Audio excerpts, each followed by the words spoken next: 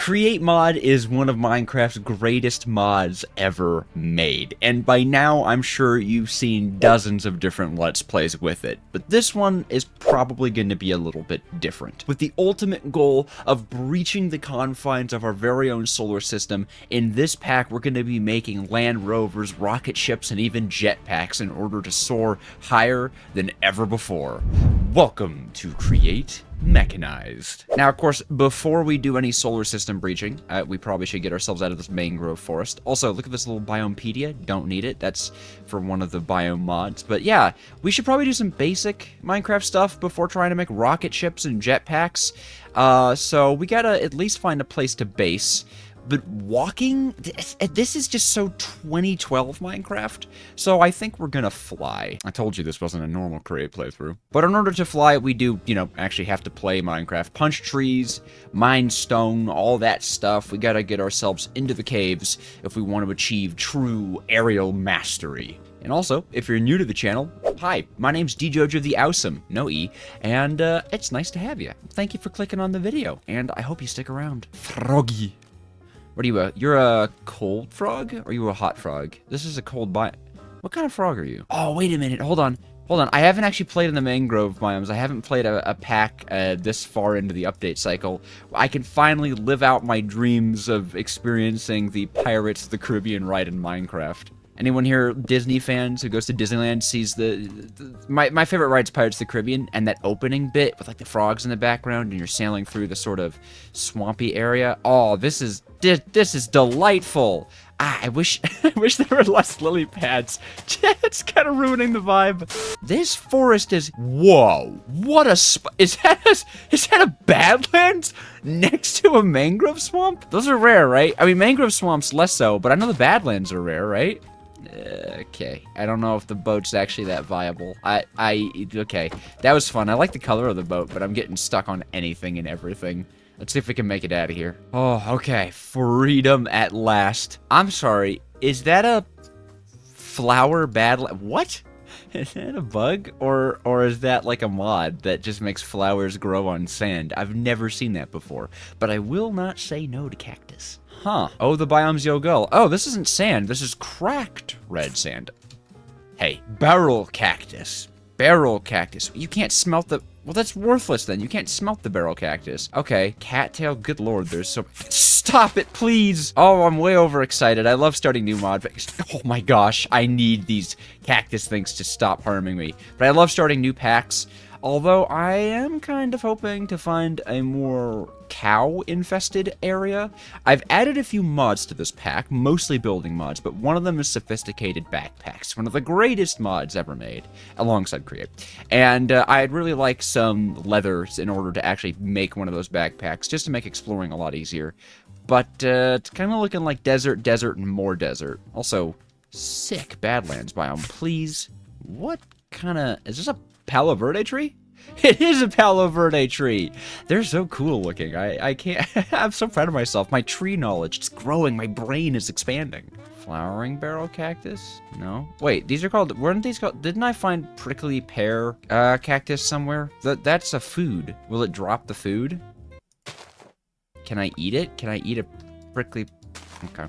Do you think there's gonna be any food down there? There's a lot of copper, which we need. Here, I'll mark this area. I can drop a waypoint here. Copper caves. Perfect. There's so many plants. There's so much foliage, and none of it's edible. Is this an... Okay, is this like a modded Badlands next to an actual Badlands button? That's actually kind of sick, I'm not gonna lie.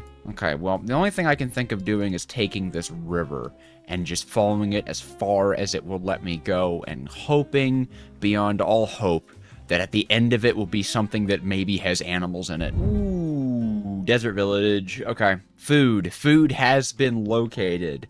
But I do kind of want to get out of the desert after a little while, though. I think we should probably check out that cave back there first, now that I can have a sort of base of operations. A black cat!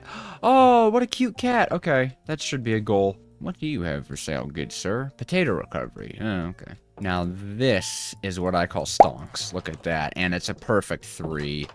Hey, let me out of your house.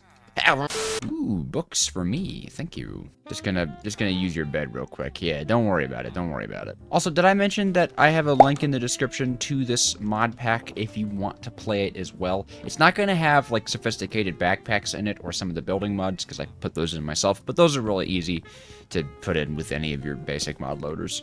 How effective would slapping a bookshelf be with a bread loaf to break it in real life? How effective would that be? Do you think that would actually work? Looter. Ooh. Rice, nice. And tomato seeds, nice. From, what is that? Farmer's Delight. Love Farmer's Delight. Always fun to automate with the Create mod. A lot of rice and cactus in this village. Maybe like diamonds would be cool. Whoa, look at that pink sand over there. And what are you? Oh, I see. Lame desert village. Super red village. Understood. Okay, well, obviously, I'm gonna go over to the super village. Well, there's villagers in it, too. Look at that. Okay, I didn't see any villagers moving around. I thought this was an empty village. Do you think these are, like, two warring factions? Or maybe they're sister nations. And they even have copper built right into their houses. What? What is this place? Whoa! Oh my gosh, these are so much prettier than regular houses. Furnaces with charcoal in it, and baobab crafting tables. I will take your furnaces. Alright, I hope these guys have like some leather-based loot for me or something. I love that their houses just seem to have been hit with the ore generator. I think it's because their houses are technically made... This is red rock, like it's a stone. So I think the ore generator has been destroying a few villager houses over here. Oh my gosh, this place is so cool. There are a lot of bookshelves here. Okay, I should mark this place in case I ever need bookshelves. Oh my gosh, aloe vera juice. Yum. How do you make that? Oh, okay, that's pretty easy. You can make it with Create Mod too. All right, interesting. I guess more food for us. Oh yeah. Oh, that's lovely sounding. Slurp, slurp, slurp. Oh. How much you want to bet there's copper tools in this pack? Oh, right, because we have stuffs and additions. Okay, cool. So that'll be kind of nice. I bet copper tools can mine copper ore, so we could use the copper to destroy the coppers. Let's go do that. And they're pretty. They're very Create Mod looking. Can I use the copper to destroy the copper? Yes, I can. Decent mining time too, I feel like. Thermal transfer? What? Transfer a unit of core extractor. What? What? What just happened? What achievement did I just get? Hello, sheeps. How you guys doing? Don't run out. Wait, how do I get into this house? Where's the door? Is the door with the sheeps? No. There's no door to this house. Oh, wait.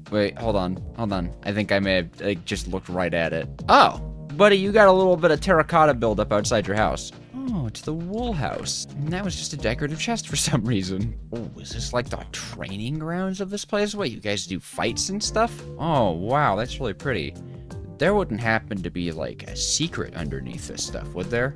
Oh, no, there wouldn't. Okay, I thought, you know, it looked, you know, it looked like, okay, whatever, it looked like that might be. Okay, fine. I'll take your melons. What do you think about that? I'll steal your melons, huh? Not gonna put any secrets in here for me? Ooh, and I'll take your pumpkins too. What are you gonna do about it? Nothing. Oh, wow, that's a gorgeous little decoration up there. Okay. Is this ochrum? It is ochrum. Well, that's pretty useful. I'm not gonna take it because I'm already running out of inventory, like, very quickly. No leather. They don't have any leather. That's the problem. If they had leather, this place would be perfect.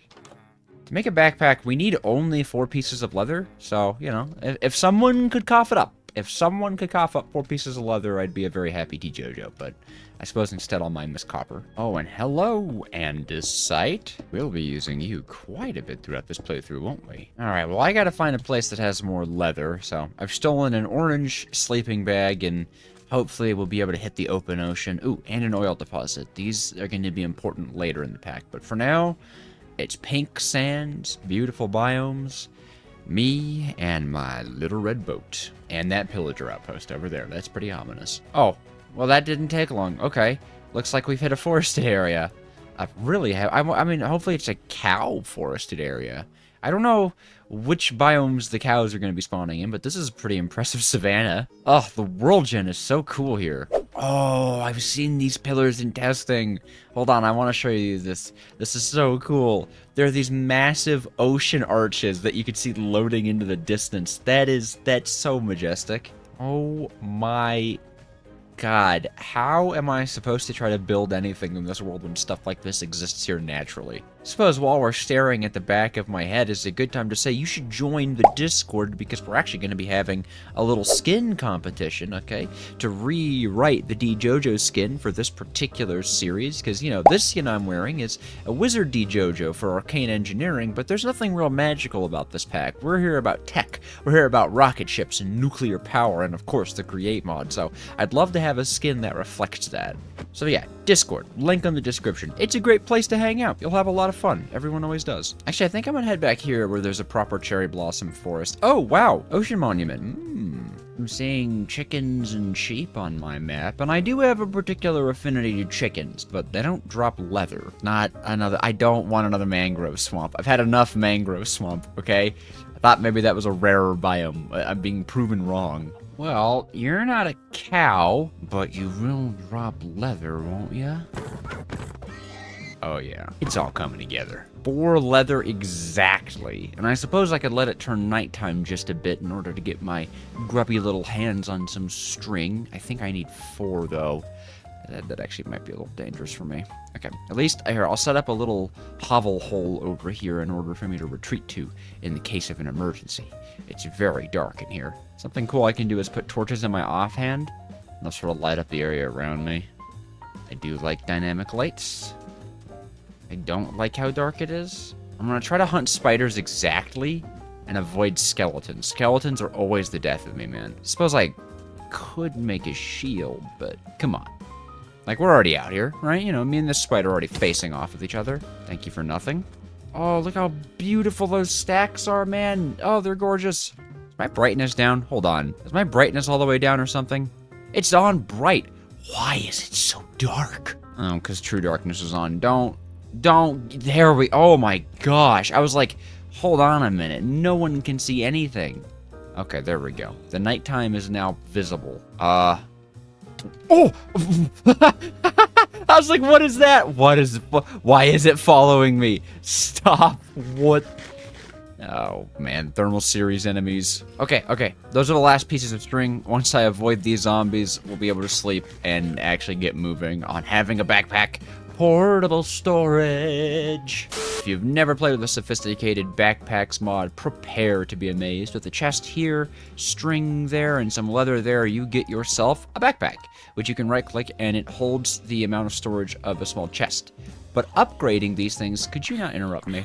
Upgrading these things are super easy. We're only going to need 8 pieces of iron. All right, the first upgrade's super easy. Just take your backpack and surround it with iron ingots. You get an iron backpack and boom. Now you have a double chest worth of space. There's also upgrade slots. We'll get into that later. But what you can do is put the backpack on your back slot and then you become adorable like me. And if you hit B for default at least, you can dump items into the backpack, and now you just have a double chest on your back, and the upgrades make these so powerful. I'm so excited. I love sophisticated backpacks. It's like the only gameplay changing mod that I added because I refuse to play without it. I love it too much. But now we do have to go mining. Oh, and we have to deal with a rogue skeleton as well. Boom. Anyways, we gotta find ourselves a nice cave. We're a little bit far from the cave we waypointed. In fact, it's not even showing up on our map anymore, apparently. So, hopefully we can find a cave nearby. Oh, and of course, there's the cow. All right. You cow is always showing up when I don't need you. Oh, I know I'm looking for a cave, but, you know, these things are cool. Whoop. I didn't think I was going to make that for a second. I thought I was going right back to the village. Ooh, buried treasure map. Okay, the adventure continues. Nice. I was hoping for this. You know, depending on how much stuff we get out of this buried treasure map, we might be able to just fly right off the bat. Oh, and it's easy, too. All right, school's in session for buried treasure maps. Once you're pretty sure you're within the right chunk, you're going to hit F3 to pull this map up. Now, on the F3 entry that says block, you see at the very end, there's that, it says 12, now 11, right? That, in the brackets, is your chunk coordinates, okay? Now we have 9 on the X, 9 on the Z. That's always where the treasure chest spawns. 9, 9 chunk coordinates. Those are our first diamonds, some fish, even a heart of the sea. That is how it's done. Now let me do some math. Let me do some math right here. Okay, yeah, I think we actually do have enough to do this. Oh, that's awesome. Oh, that's so much earlier than I thought it would be. Okay, sick. You guys are gonna love this. we're going to be making a few different components. I think one of the first ones we'll make is this boiler from Immersive Aircraft. You can kind of see what I'm trying to craft up here. We're going to need 3 of these things called hulls, as well as a propeller. And I may not have been paying attention because we actually need redstone. Okay, well, at least we can make the blast furnace that we need, so I guess there's that. Alright, well, redstone's a little tricky, but nothing that can't be solved with a bit of mining. Check this out. Before I go mining and get myself killed, I can make us a set of copper armor. And also, I'm just smelting down all the copper we found and stuff so that we can get better tools. And oh, look how nice I look. I'm a nice copper warrior. Love it. Oh, also something I recommend you always do is go into resource packs and do Create Legacy Copper. This is going to be in any pack that has Create mod in it. It turns the copper and gets absolutely gorgeous. Now check it out. From that dull, very lifeless original Minecraft to this shiny, beautiful, original Create mod texture. I love it. Oh, hey, wait a minute. 8 gold ingots means I can upgrade my backpack? If I upgrade my backpack with stuff inside of it, will that break it? Let's see. It doesn't seem like it will. Oh, please don't delete all my items. Please don't delete all my items. Hey, it didn't delete all my items. And now we even have a scroll bar. That's how much space we have in here now. Cool. 5 more diamonds, and I can upgrade it, right? It goes gold to diamond? Yep. I don't think I want that in my top slot. I think I'd rather have it. There you go, my back slot. Sliding. What is that? Oh. I can do this. Does that? Okay. I guess it's just if you're sprinting, you could do a little slide. Here's at least some very irregular looking Minecraft biome generation. Kind of nice to be back to familiar grounds. Now, can we get some caves? Please, caves, okay? I don't want to have to, like, dig straight down for redstone or something like that. That's against the rules. This area is very pretty.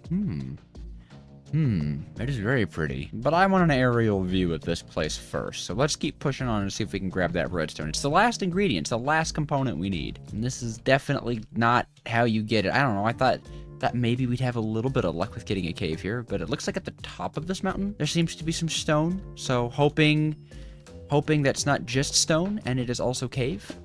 But even then, actually, aren't there I need to get my English worked out. Isn't there going to be a great amount of iron and coal on the tops of mountains? I could do with great amounts of iron and coal. Oh wow, and beautiful ice caps too. That's interesting. Hold on. The lava ice caps? Oh, it's so pretty. Ow, my bones. I was right about the coal, though. Is it gonna be, like, ice caves? Oh, ice caves sound a little dangerous. You can tell because my voice cracked horribly when I said that. But never mind. Okay, looks like there's regular caves here, too. Alright, are there any sheep around? I realize I should probably set my spawn point. I'm just saying wolves on the map. Goat dirt patch, I guess.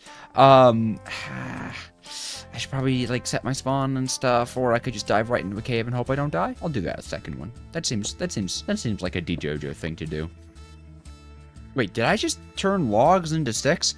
I didn't know that was a thing. That was an accident little efficiency I did there. That's cool. There's redstone. Uh-oh, it's guarded. Ta-da! Oh, more to the chopping block. Awesome, okay. Now I must defend my position while I smelt up some iron. Unless this little looter thing over here would like to give me some iron. Would you like to... Or that! I didn't even think of that! That wasn't an option. I'll take that option, though. Anything in you? No, but I'll take the furnace. Okay. Diamond pickaxe. Sure, why not? The demons, they cometh. Yeah! I'm so good at Minecraft. Uh-oh! Oh! No, it's all the way back to the village, isn't it? God. Okay, at least there seems to be a gravestone mod added. Oh, I should have brought a bed with me. I knew it. I think I mentioned it too. I made a joke about this exact thing happening. I guess I'm not that good at Minecraft. At least the Baobab boat looks really good. Why does it look like an oak boat once oh, it's kind of greenish. Okay. I was gonna get so mad. I was like, it looks so cool in my inventory. Hey. Okay, finally I made it back to the mountain. Thankfully, I dug a proper staircase all the way down. So we should actually be able to get to our death pretty easily. I think the only part that isn't like a proper staircase is like a waterway that you have to jump down. But of course, this is Minecraft. We jump down waterways for breakfast. Oh, thank God for the gravestone mod. Can I have it back, please? Do I break it? Oh, okay. I got scared. I was like, please be that I break it. You kept all my stuff in here? Good, good, okay. I'm gonna grab this lapis and then go home. Well, I'm not gonna go home. We don't have a home. Oh, now I feel even worse. Baby zombie, you know what? I don't want to deal with you, baby zombie. Oh, thanks. I appreciate that, actually. Alright, you have fun in there, buddy. Forever. I've been playing so much Vault Hunters on twitch.tv/Dejojotheawsome. I keep trying to hit all my hotkeys for, like, heal and dash and stuff. Twitch.tv/Dejojotheawsome. Check it out. Oh, okay, finally. Having made it out, we have our redstone prize, and the entire goal of this video, this episode 1, can be completed. Hopefully. We're just gonna set our spawn point in case something goes terribly wrong. At this point, I have no idea what'll happen. Go away. Get out of my base, bro. Alright, so with these 2 pistons, I believe that's everything we need for the internal engine. Should be this little formation here. Oh, beautiful. So now, with our 3 holes, engine, and propeller, we can make a biplane. Okay. This is super cool, but we need a bit of a runway before we can use it. We need, or at least maybe we could just like throw it off the side of a mountain. That sounds even better. I like that idea even more. Let me clear the area for this. All right, this is from the mod Immersive Aircraft. Oh, look at this thing. Oh, look at this thing. Now, once we hop into it, we could add some fuel to it, of course. We could add some coal-based fuel to it, of course. Slap that in there, and then... fighter fight, start your engines. Oh, I hope this works. Please don't take a nosedive. Oh! Yes, look at this. Oh my God, this is so cool. This is the way to travel in style, my friends. Actually, weapons aren't actually added yet, but you can put a weapon in it in a future update potentially.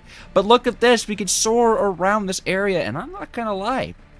Ruined portal, mushroom biome, Flower Hill, beautiful ice caps with giant spruce forests.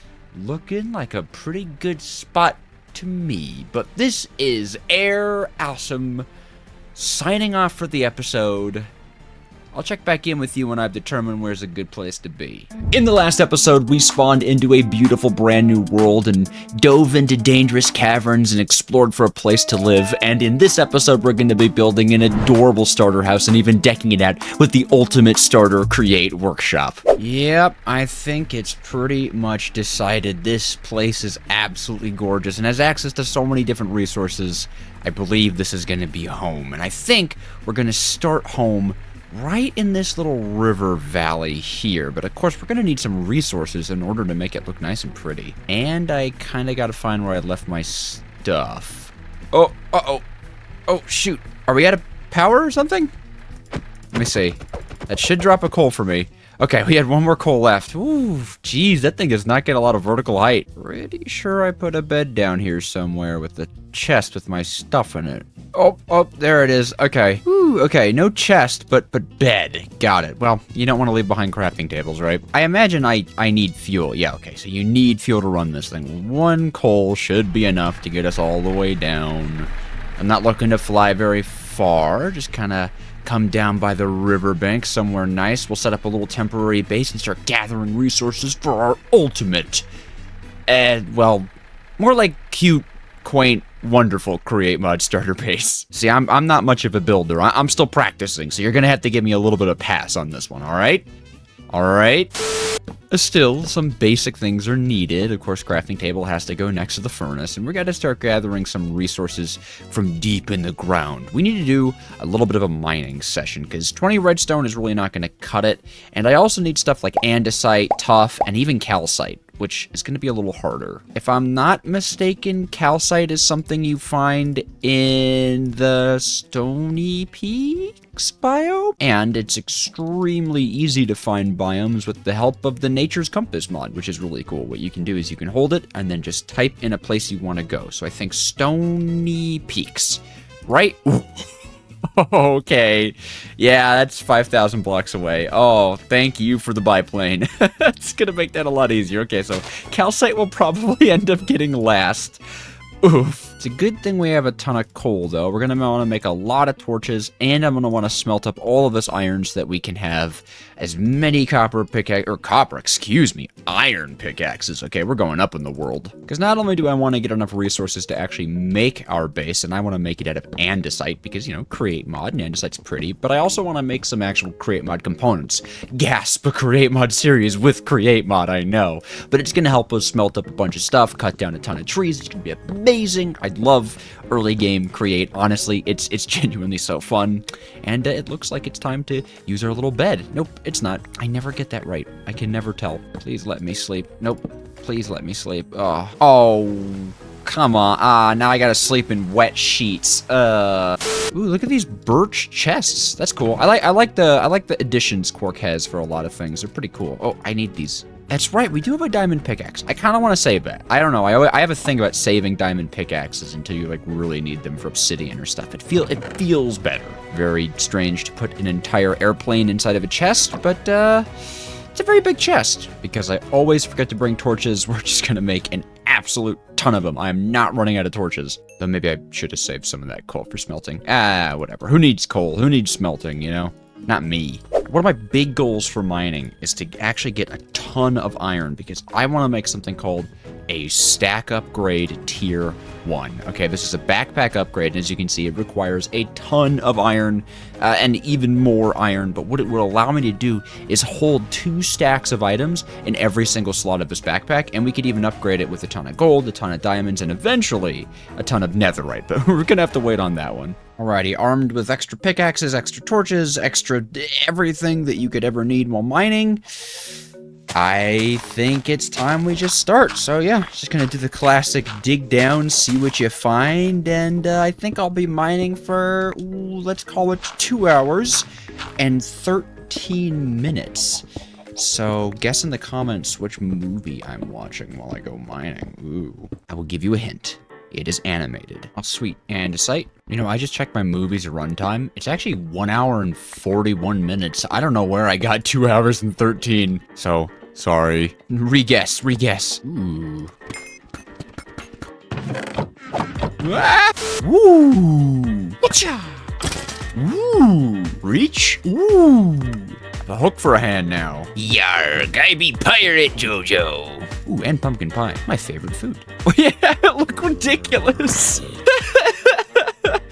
Oh, I'm an Irish pirate with a scarf. And at long last, the mining session is over. Ooh, that was a pretty good haul. Look at all the iron and the copper, the redstone, 23 diamonds, 3 golden apples, and of course this really weird outfit that gives me luck and reach, by the way, which means I can reach way further. Look how far I can reach.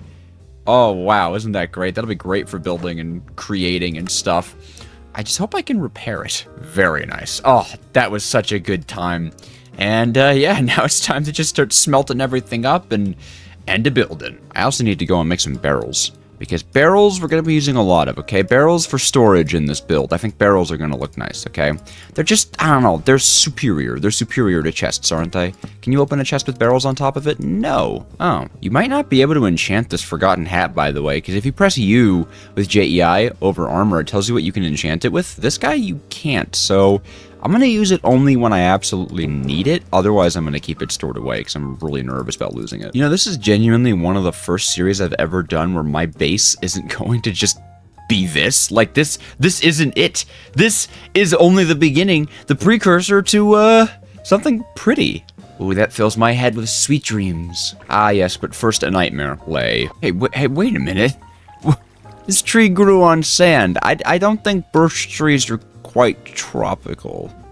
That's really interesting. I've never seen that happen before. Well then, I have exhumed the earth of its clay and a little bit of sand, and that should be just about everything we need. Although I really don't want to smelt all of this up in furnaces. So I just need to find my iron, because we're already having organizational problems, and we're going to head over to that ruined portal we found right up there and grab ourselves a little bit of lava after a nap. Hello? Do you have any lava? No lava? Well, alright. Well, I'll just take this gold block then and loot the chest.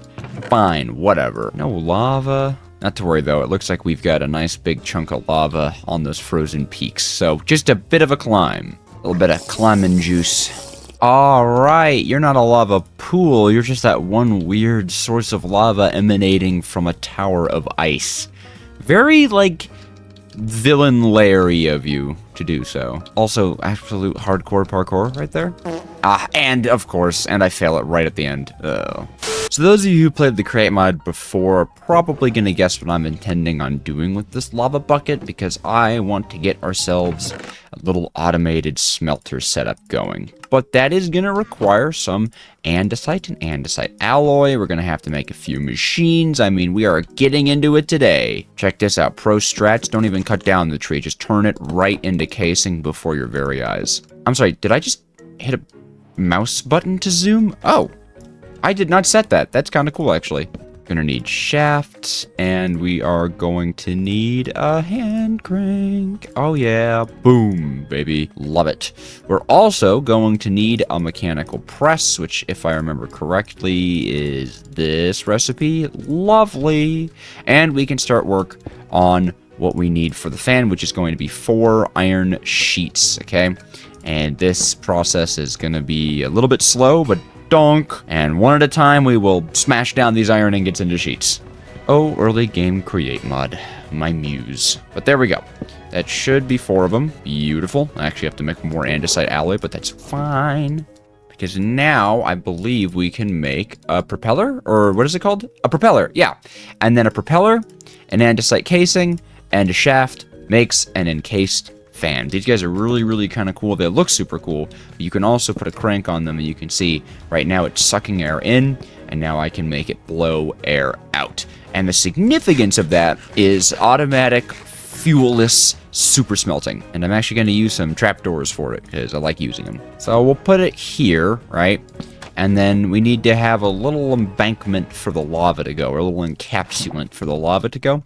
And then I just always like limiting where my items can go by using the trapdoors. It's very, very simple to do so, just like that. And then when we throw our items onto the ground, because they're actually going to be smelted on the floor, they won't be blown away, because they actually can be. And actually, I want to change how this trapdoor is. There we go. So you can shut the lava off or on, and if you're a bit of a goober like myself, you might want to place a trapdoor on top of the lava. Hold on. That's right. Well, no goober protection then. So the way this works is throw down an item stack. You're going to want to crouch when you do this, and you can see in the corner there's like blasting particles, and after just a little while, the iron will just smelt right down into ingots. And that's pretty beautiful, but that was manual, and it takes hunger, so we're going to upgrade this setup just a little bit. With none other than one of my favorite Create Mod components, the water wheel, if I could get it in the right direction. Bonk. Just slap that baby right on behind your fancy schmancy fan, and then I think you just need to put water flowing in this direction. Nope, wrong way. Just need to put water flowing in this direction, and ta-da! It's just automatic. And the speed of a fan doesn't affect how fast it smelts things. It's actually this item stack only. You could have more fans to smelt it faster, but this is forever permanent and amazing. Just smelting anything I want, everything I want. So all that clay that I definitely don't want to have to smelt with coal and furnaces, I literally just drop it onto the ground like this, up, and don't pick it up. That doesn't help. And in like a minute or so, all of it will be done. I can do the same thing with all my ores. Blocks, sure, break those down. Here's some more ore. Oh, more ore for me. Oh, thank you, thank you. Though I think I'll wait until the clay is done, because they won't all smelt down at the same exact time. Like, you know, they'll smelt down after a certain amount of time of being there. So I don't want to pre-smelt, you know, I don't want to over-smelt. And now that's why we close the trapdoor, because if you stand in front of this thing, Yeah, I mean, obviously, it's a jet of fire. Of course, standing in front of it's going to be bad for you. But look at that. All those bricks smelted in almost no time at all. I can dump them into my backpack. And then all of these ores are literally going to smelt at the same time. I mean, this is about to be the most beautiful thing any of us are going to see. They're all going to turn into ingots at about the same time.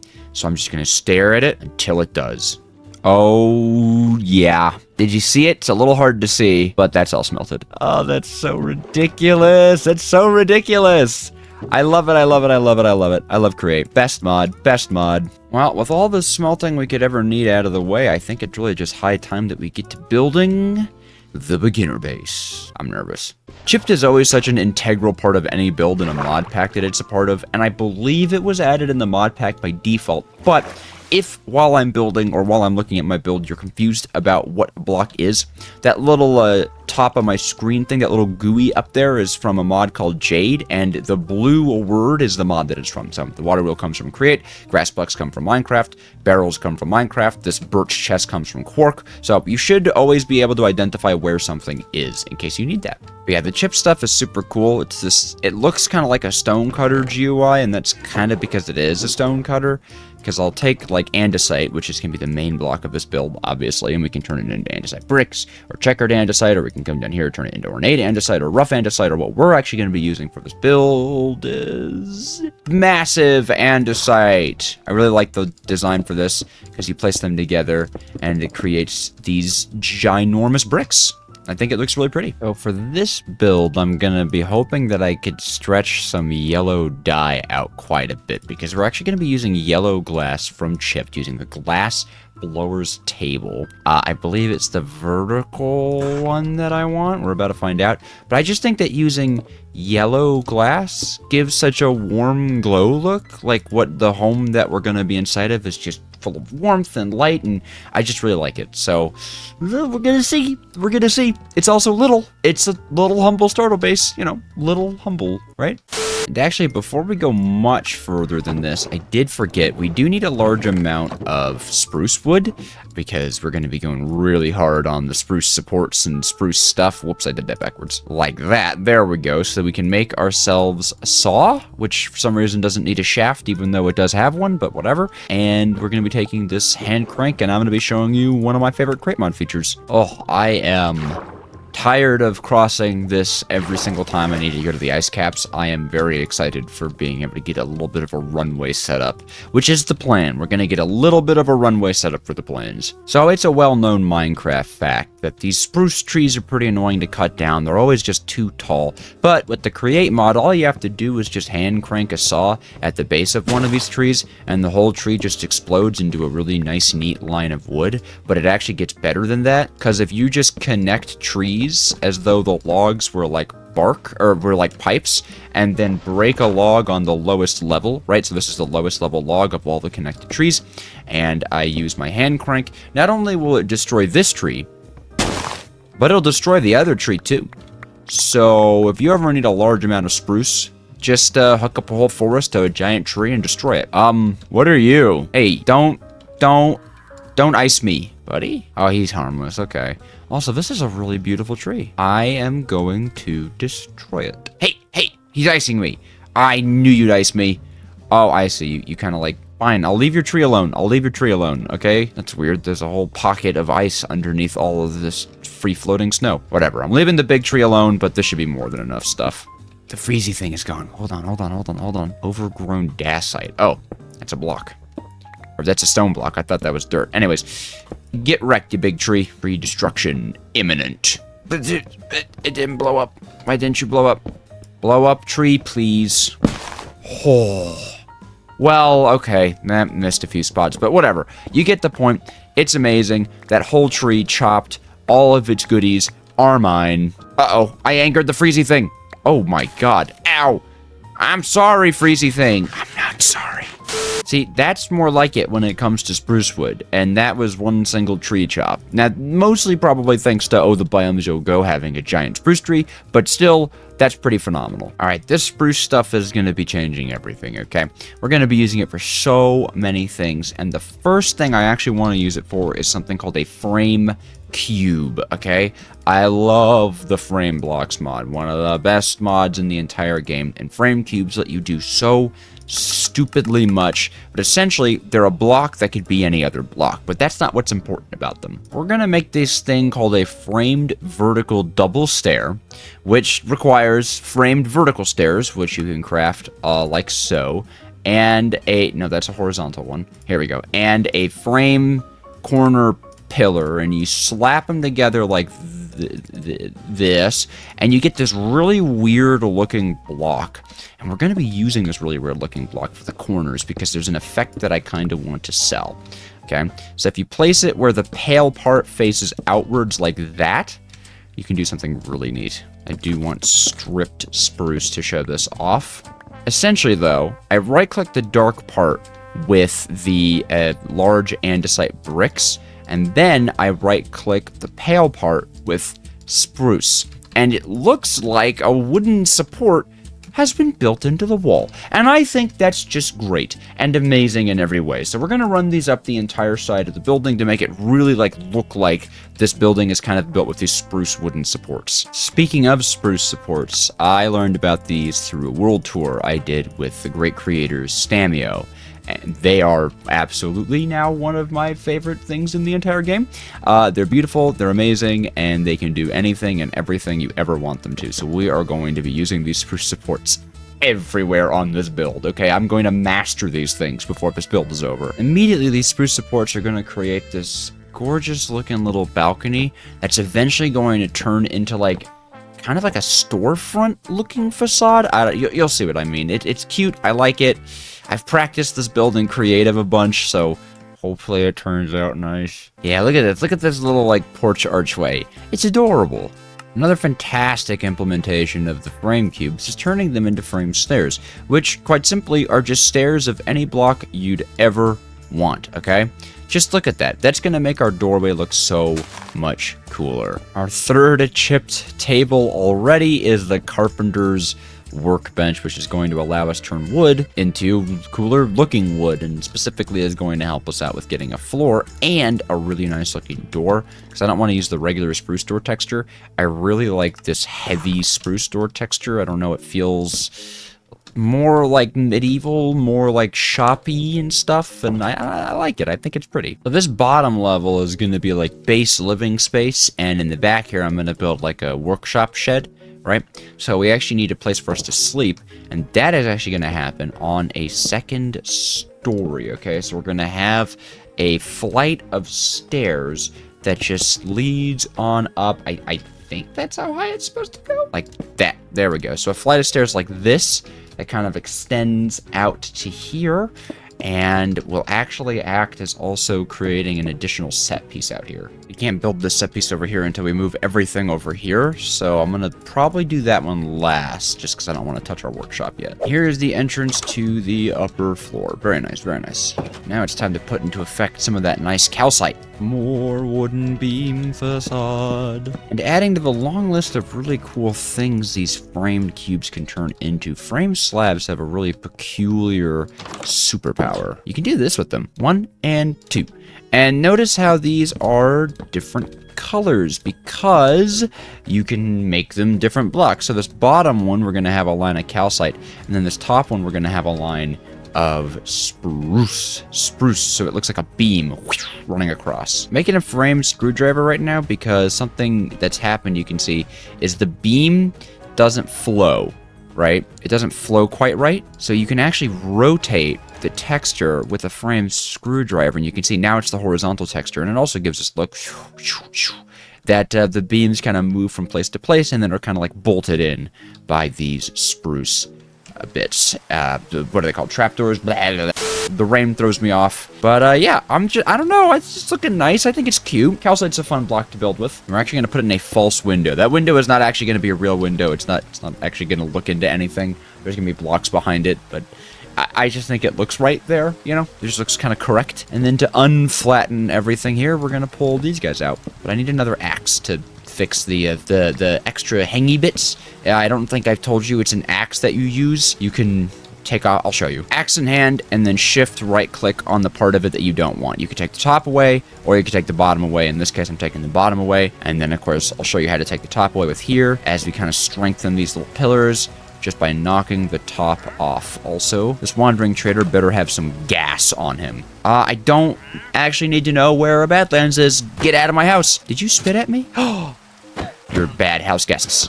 The roof is going to be made out of the standard, like, stair block pattern that everyone kind of knows and loves.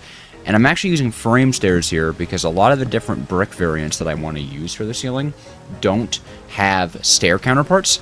So I'll be actually using the frame stairs to kind of force them to look the way I want them to. I wish there was a more efficient way to turn bricks into brick blocks. Are these brick and then bricks? What a weird naming thing. I wonder if that's ever caused any problems in the code. Like that some Mojang developer was trying to like change brick and then change bricks because of a mistype.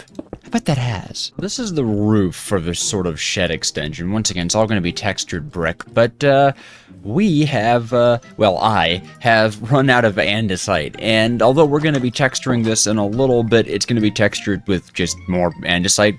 So, stands to reason. I need more andesite. And I need more clay. Luckily, we have kind of an andesite quarry in our staircase. Like, this is a ton of andesite. So, crossing my fingers, it's enough. Wait, is this a dungeon? No. What? Oh, I am a god gamer, I'll tell you what. Picking out a dungeon from one block in a corner. Whew. That's a real Minecraft expert right there. Alright, I'm really hoping this is going to be enough brick. Because it's not bricks, because the brick turns into bricks. And anyways, this should also definitely be enough andesite. Like, we're almost done with the andesite frame. We just kind of ran out of a few blocks. And I think while this is smelting up, now would be a good time to texture stuff. Builder terms, texture, builder, gradient? Probably not. I think the main texturing block I'm going to use are these cracked andesite bricks, but of course regular andesite itself is always good. And I want to try to place these down in places where things would actually crack, right? So like underneath your windows, you usually have breaks and stuff, right? That's usually very hard to keep from cracking or breaking, or maybe even like this part just kind of wears down as people are coming through, perhaps even, yeah, this floor right here actually would get really worn down by, you know, people walking in and out. You know, that kind of insinuates this place is more lived in. And then I would probably imagine cracks would form like here, you know, along the staircases where maybe the foundation is a little bit worse and stuff. And I'm going to try to texture like intelligently. So like, let's say, you know, like there's a crack in the base of the frame here, right? Or like the foundation crack. So you have this like one continuous crack traveling up through it rather than just spamming blocks and locations and stuff. Maybe, and then, you know, here it could be worn out. I don't know. On these stairs, I actually want to texture as well because they're going to be walked on top of. So really, they're going to wear down and crack. And I think that requires something called a framed hammer. Yes, we'll be able to like pop out pieces. Let me see if I can get this. Boop, boop. Yep, cool. Can even knock out the ones over here, right? That keeps the support, and then we can just add a little bit of weathering on the side of the windows, nothing too crazy. But you know, this looks better. This looks a lot better. It's very subtle, but it looks a lot more lived in, or maybe like the foundation is older, right? You know, a lot of cracking and wearing at the bottom. There's sort of like these strips, these cracks that run up the sides, but yeah. Okay, we're getting somewhere. But this needs a little bit of texture too. I don't think we're going to be using bricks for calcite. I think there's something called rough calcite in here. Here it is, rough calcite. I think that looks like a really great weathered version of calcite. Like, I just think it's a great little, slap it in here or there around the windows and call it good. Yeah. Subtle, nice, but definitely looks like wear and tear. That's looking better. A little bit of texturing goes a long way of making flat walls look not as flat. Yeah, ribby. Suppose the roof needs a bit of that treatment too, doesn't it? Bricks, cracked bricks. And everyone's favorite, offset bricks. It's a nice texture. Although maybe the offset bricks don't really do much for it. And you know what? I don't want straight lines like this. Bah! Get out of here. Replace it with the bricks. Yes. I think that's pretty nice, actually. I forgot to do the underside of these. Well, that is looking much nicer. There we go. A proper roof with nice weathering and cracking. I think that looks pretty good. I think that's a good combination of bricks and bricks and cracked bricks. That's really what they're called. Okay, this is what they're called. Just a little bit more to do on the outside. Definitely this wall needs some, more stuff on it. And of course, we have that little alcove area that's unfinished. And then we can actually start getting to work on the inside. The outside, as you may have guessed since I built it so close to a river, I just want a little water wheel. I think it'll be really cute. Oh, and you know what? I think we're going to use some cobblestone and maybe some cobblestone variations as well. Yeah. Some cobblestone bricks and stuff just to give a little pedestal for what would it be called? I don't know, some sort of apparatus for the water wheel to be attached to. And I am just so but yeah, right here would just be the perfect spot like that, and to slap a large water wheel. Look at that. Now, of course, it's obviously not moving. It kind of, it needs a little bit more love before it can move. And hold on. Ha! Nope. Ha! There we go. Bam! And then, huh! So to get this to move, there's kind of a cool trick you can do. Break that block right there. Okay, so now there's water kind of flowing down in there. And then block off, I think, there we go. To get water flowing in like that, drop the water wheel, and there you go.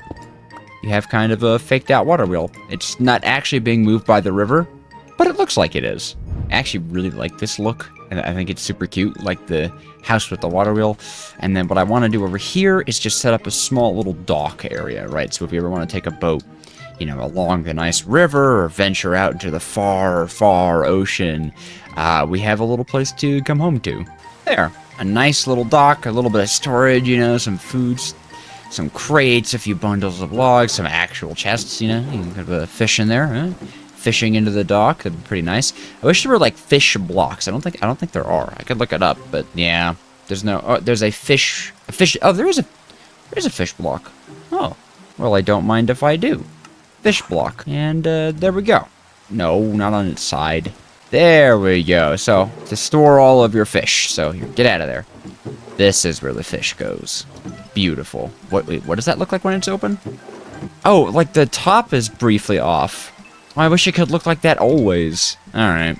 This area over here is actually going to be a little workshop that I'm going to extrude out. So we're going to have kind of like an outdoor shed, just a brief area to put all of our chipped stuff for the time being, because these tables are huge and kind of unwieldy.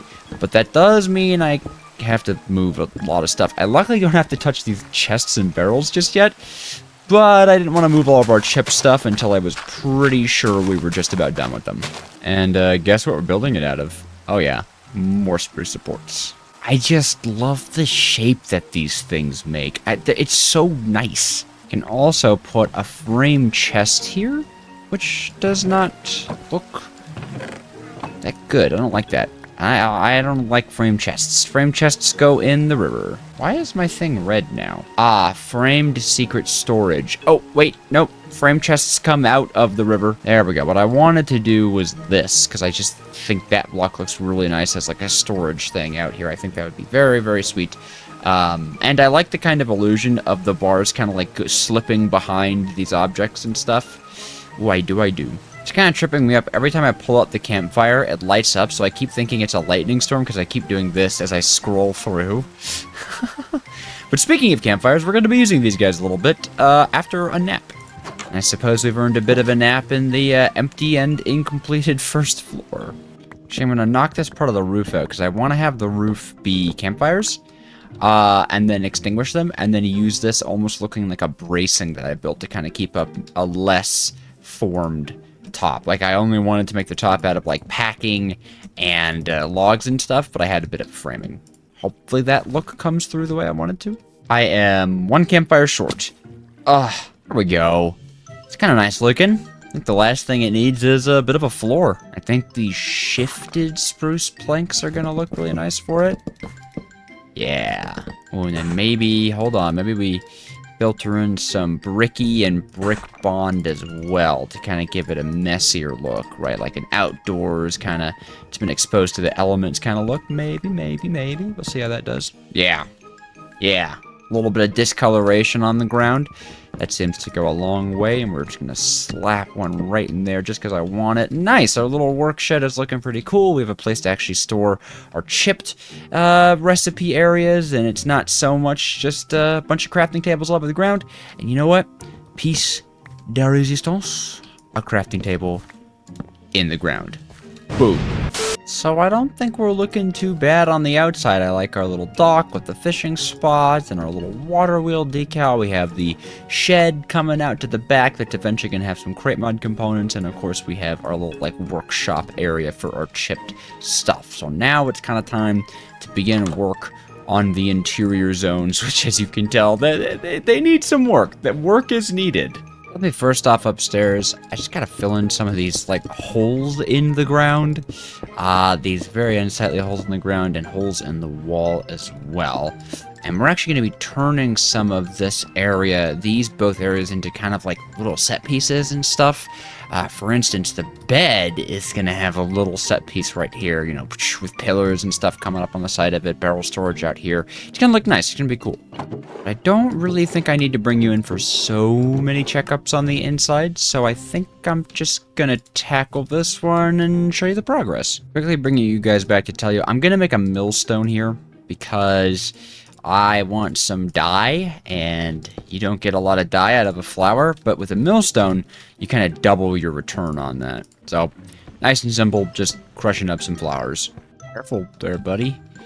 For the floor, I actually am going to use the trowel. It's a really, really useful item, but the trowel will randomly place, well, apparently not that much. It just wants to place down one of it. Jeez.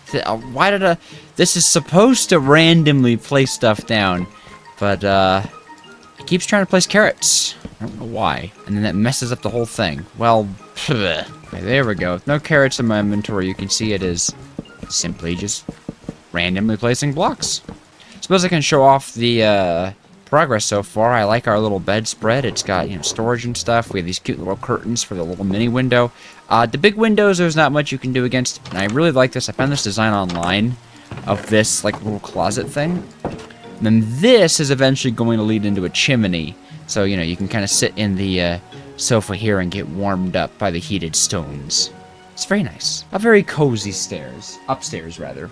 Oh, and then I added some safety railing so that we're OSHA approved. Oh yeah, I did it.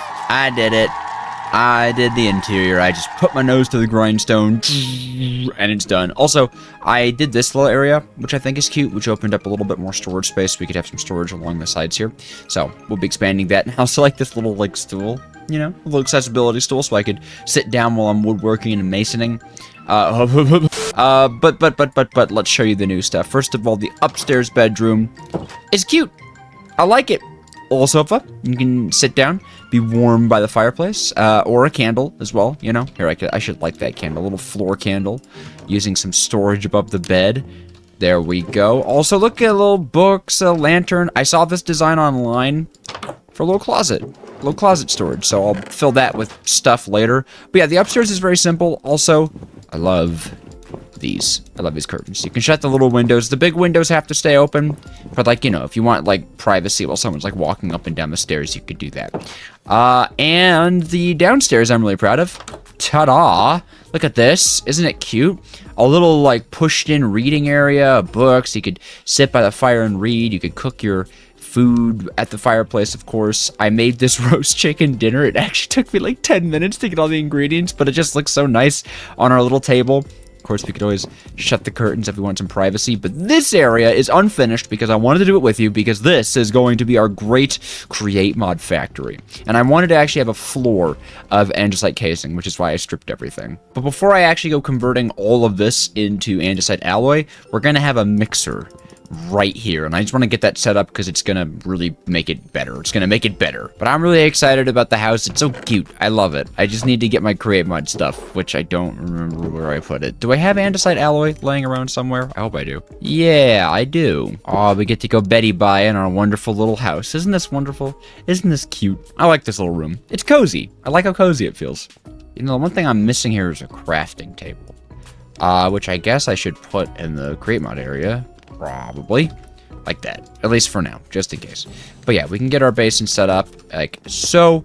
And we do need to get some iron sheets in the work. So just temporarily throw this guy down here. I think it's 4 for a whisk.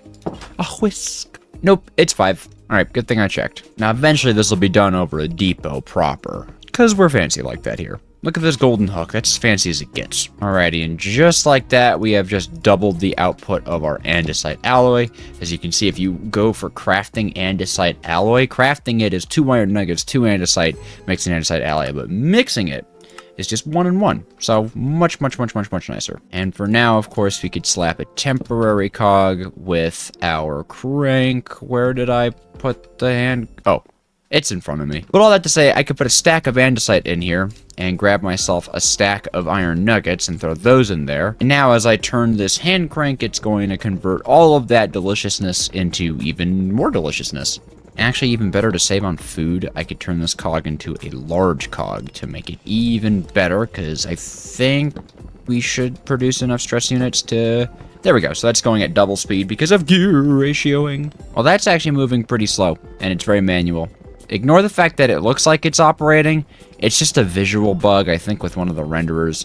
But if I pull these out, you can see it's actually not operating. But that does mean we can now go through and just slap down alloy on all of the floors so that we properly have a little andesite workshop. Oh my gosh, I need to eat. Probably got to get into Farmer's Delight sooner than later. I'm already having a food crisis. But here we go. At least I can start getting a depot set up, which I believe is that. Perfect. And that's just going to make this mechanical press look so much fancier. And I think I want it to go here and like that. And in fact, I actually want one more depot. Oh, not sure why I broke that. I need more alloy. I love turning trees into alloy. Yeah, get alloyed. Now, hereabouts is going to be a fan, okay?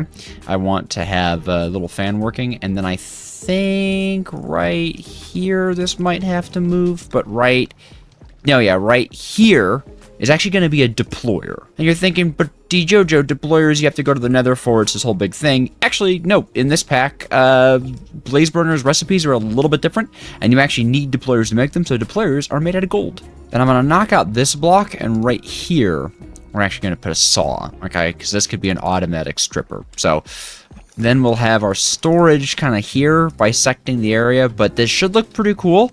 And of course, you're definitely thinking, all right, how are we going to power all of this stuff? Well, that's going to be underground. I am also going to take some liberties with the ceiling here and just knock this part of it out so that we have a little bit more space to work with up top. It looks a little bit nicer, and we could actually more easily now fill in this part of the wall. So ironically, knocking out the ceiling makes this area look just a little bit more complete. And I'm even thinking about taking stairs here to sort of like herp the ceiling. You know what I mean? Like herp with the ceiling. Does that make sense? Like this. There we go. That opens up the space a lot better. You know, another machine we should probably have in here is a millstone. So maybe the millstone can go in that corner too, which gives us everything, right? Crushing, mixing. This is going to be smelting, pressing, deploying, and a saw. And then, of course, the saw will output that way. So, yeah, not bad. Not a bad little workshop. Super cute, too. And this guy's going to be easy to wire. But I feel that we have a sort of need for goggles and wrenches, and I think they're pretty easy to make. Yeah, no problems at all. But what am I going to do with my scarf? Can I put that in necklace? Oh, of course I could put that in necklace. That is a necklace. It's a scarf. All right, goggles go there. And I am just looking weirder by the second. And yes, I know I can turn this stuff off, but it's funnier to look like a goofball. But now, with the wrench, we could get to some real work. I want to encase this cog to make it look nice, but I need that top part open, because we're going to be pulling power from here, okay? Power comes up, and gearbox here, gearbox there. We're going to need a few gearboxes. And that means a whole lot more mixing, and I'm just going to use the cog that we have set in. Oh, I cannot wait for this to be automated. I was gonna say, great, I have 21 andesite now, so no more issues. The coggening is about to begin. We'll just turn all of this into cogs. Well, no, we'll turn this into cogs. That's 4 gearboxes? Maybe enough, maybe enough. I could use chain drives across that, though, actually. I don't want to use a belt, so yeah, let's use chain drives instead. I have plenty of iron. Chain drives, my beloved. Just like that. Sweet. And then, you know what? I'm going to make another one just to kind of... Actually, no, I'm going to put a different block there, actually. Now, of course, we should probably deal with the actual, like, power system of this. And I think we're going to do a very, very classic starter create mod deal. And that is just going to be basically a room full of large water wheels. And then a bunch of gear ratios for them. Alrighty, so we're going to have the power output here. I think I want, like, 1 block tall of leeway up top, maybe. And then we're going to have the actual, like, water wheel stream come through this way. We're going to be gear ratioing them a bunch, obviously, so how do I want to do this? How do I want to do this with as little jank as possible? You know what, actually, hold on. We're underneath of the base. I can be as jank as I want. Never mind, this is going to be maximum jankage. This many gear ratios should have everything spinning at 128. I think maybe we start the... You know what, actually? Nah. Go big or go home. I actually just think I have the gearbox in the wrong spot, because I want the water wheels to be placed like this, which means the gear ratio is going to have to, like, hang out like this. And I think if I did it the way I was originally doing it, it would mean the water wheels needed to go, like, up or down one, but that... I don't like that. That messes with my brain. Oh, no. It's off to one side now. It's all gotta move. Okay, that should be 256. In fact, we can even test it. I don't know why I only filled one of these buckets with water. It's a little annoying, but that should actually spin at the end there. I am seeing spinach. All right, this should be all 12 of them. Bop, bop, bop, bop. Up. Torch. Mobs probably can't spawn inside of water wheels, right? There's no way mobs can spawn inside of water wheels. Cross my fingers. Oh, yeah. And that should be absolutely plenty of speed, plenty of RPM. All right, let's ride some power. Like that. Yeah. Oh, hold on. There we go, there we go. There's still a little bit of work. There's still a little bit of work that has to happen here, but I believe that's the mixer, and that's the press. I don't actually have my goggles on, do I? Oh, there we go. The goggles have to go in the head slot, and I think... Oh, that actually might be 120. Okay, so it's actually spinning at 128. Well, whatever. I don't want to go back in and fix it. We do need to get power over to the millstone and to the mechanical saw. The saw is going to be easy enough, though. We're just going to have a vertical gearbox behind it like that. And actually, the mill's pretty simple, too, since millstones have a shaft to access underneath of them. So we do actually need some belts. We need some belts. We need some cogs. We need some gearboxes. I mean, we need everything. And I believe belts need a little bit of a trip. Yep, to the ocean or cured rubber from thermal. How do I get rubber? Whoa. Arboreal extractor. Oh, that's interesting. But only from jungle trees. Or vines. And you know, what better time to use our new little runway? I kind of forgot to show it off, but I built this little, like, water seaplane runway. And I think that should be a really fun way to get us out to the ocean real quick. Alrighty, just get in here. Give it some fuel. What way are we going? Down. I hope this actually works. I have not tested this runway. Pull up, pull up, pull up. Whoa! It's a little close. It's a little close. But, you know, it does the job. Just like that, we make it back to the sea stacks in the ocean. And I think this beach is going to act as a really good runway. Let's go for a nice, clean landing as we cut the engines. Oh, that was beautiful. All right, let's go get some kelp. All right, I've got a little bit over 100 kelp. I'm hoping that this is a big enough runway. We're going to go over the ocean. Please don't nosedive into the water. Okay, that was fine. Maybe I add one more, a few more like rows to that to our personal runway, so we don't have any more close calls with drowning. Although eventually we'll be able to upgrade this machine, or I guess we can already upgrade it, so that might give us some better takeoff speeds and stuff. And let's see if I can actually land this thing on our runway. Cutting the engines, pull up. Oh, wait, a little more speed. Cut them. Yeah! Oh, that actually worked. Oh, I can't believe I pulled that off. That's so cool. All right, now I'm just gonna actually use just a furnace to smelt these guys down. If you're wondering why we're not using a proper or our little smelter out here, it's because lava's too hot for food stuff like kelp. I would need a campfire, and I kind of don't want to make another one yet. Alrighty, set it up so I should be able to take rotational power from here. Screwed it up a little bit. Now I'm a bit stuck. Grab that. Move it over there, and there we go. Now everything's moving, and I am stuck. Ooh, and that's actually spinning in the right direction. Okay, that was the last thing that needed to be, like, properly done, and it is. There we go. We can cap that off, make it look nice and pretty, and we have got power. Mostly. I do wonder, how am I going to do the deployer over here? Ooh. Oh, I have an idea. Rotate that so it sticks out. Okay, cog and big cog, or actually we'll do the other way around. The deployer will just be very fast. And the only reason the saw can only go there, because it's actually blocked internally by this water wheel base. So the gearbox is hidden there, because this is obviously just a facade.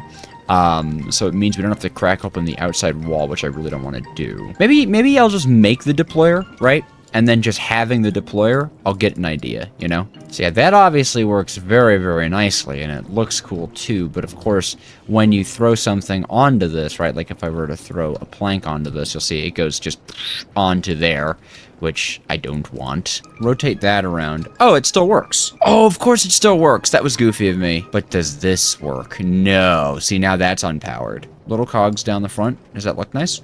I think that looks kind of cool. And that's powered now, and that's powered now, and that's powered now. That's powered, and that's powered. And we can put 2 little pieces of storage, and then I think a funnel is just an alloy and a kelp, and then just like that. So anything we put on top of that, this is basically like a log stripper or a plank crafter if we ever want it to be. But mostly we're probably going to use it for stripping logs, and all that stuff can go right into here, which is really really freaking amazing. Jesus. Now I do want to put a lamp right here to brighten up the area, but at the moment that requires going to the nether, which I kind of don't want to do, unless you can make rose quartz in a different way. Can you make rose quartz in a different way?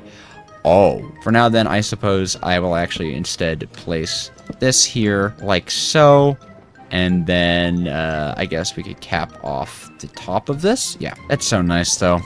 See, I want andesite alloy. I just toss stuff in there. It does it for me. I can go over here. I can sit down, read a book by the lovely fireplace, stare at my lovely chicken that's never going to spoil, and then, you know, it's finished, and I can come on over here, just pick it right up. Amazing. I'm also going to use these little bracket things to just make stuff look a little bit more rooted, like that's actually being held up. We could do the same to this guy. Boop, like that. Nope. There we go. Like it tucked into the ceiling. Perfect. And that just makes it look a little bit more cemented in reality, right? That's coming out of the ground. I mean, that's looking really cute. That's looking really great. The last thing, though, is I gotta get the smelter thing worked out. Definitely don't want to forget that. Pretty easily, though, we just need to put our fan here. In fact, I even see how we could power the fan. Nice. And, of course, we're gonna need our bucket of lava. Fan goes there. Lava goes there. Oh yeah, and that'll light the area up. And there is the fan powered.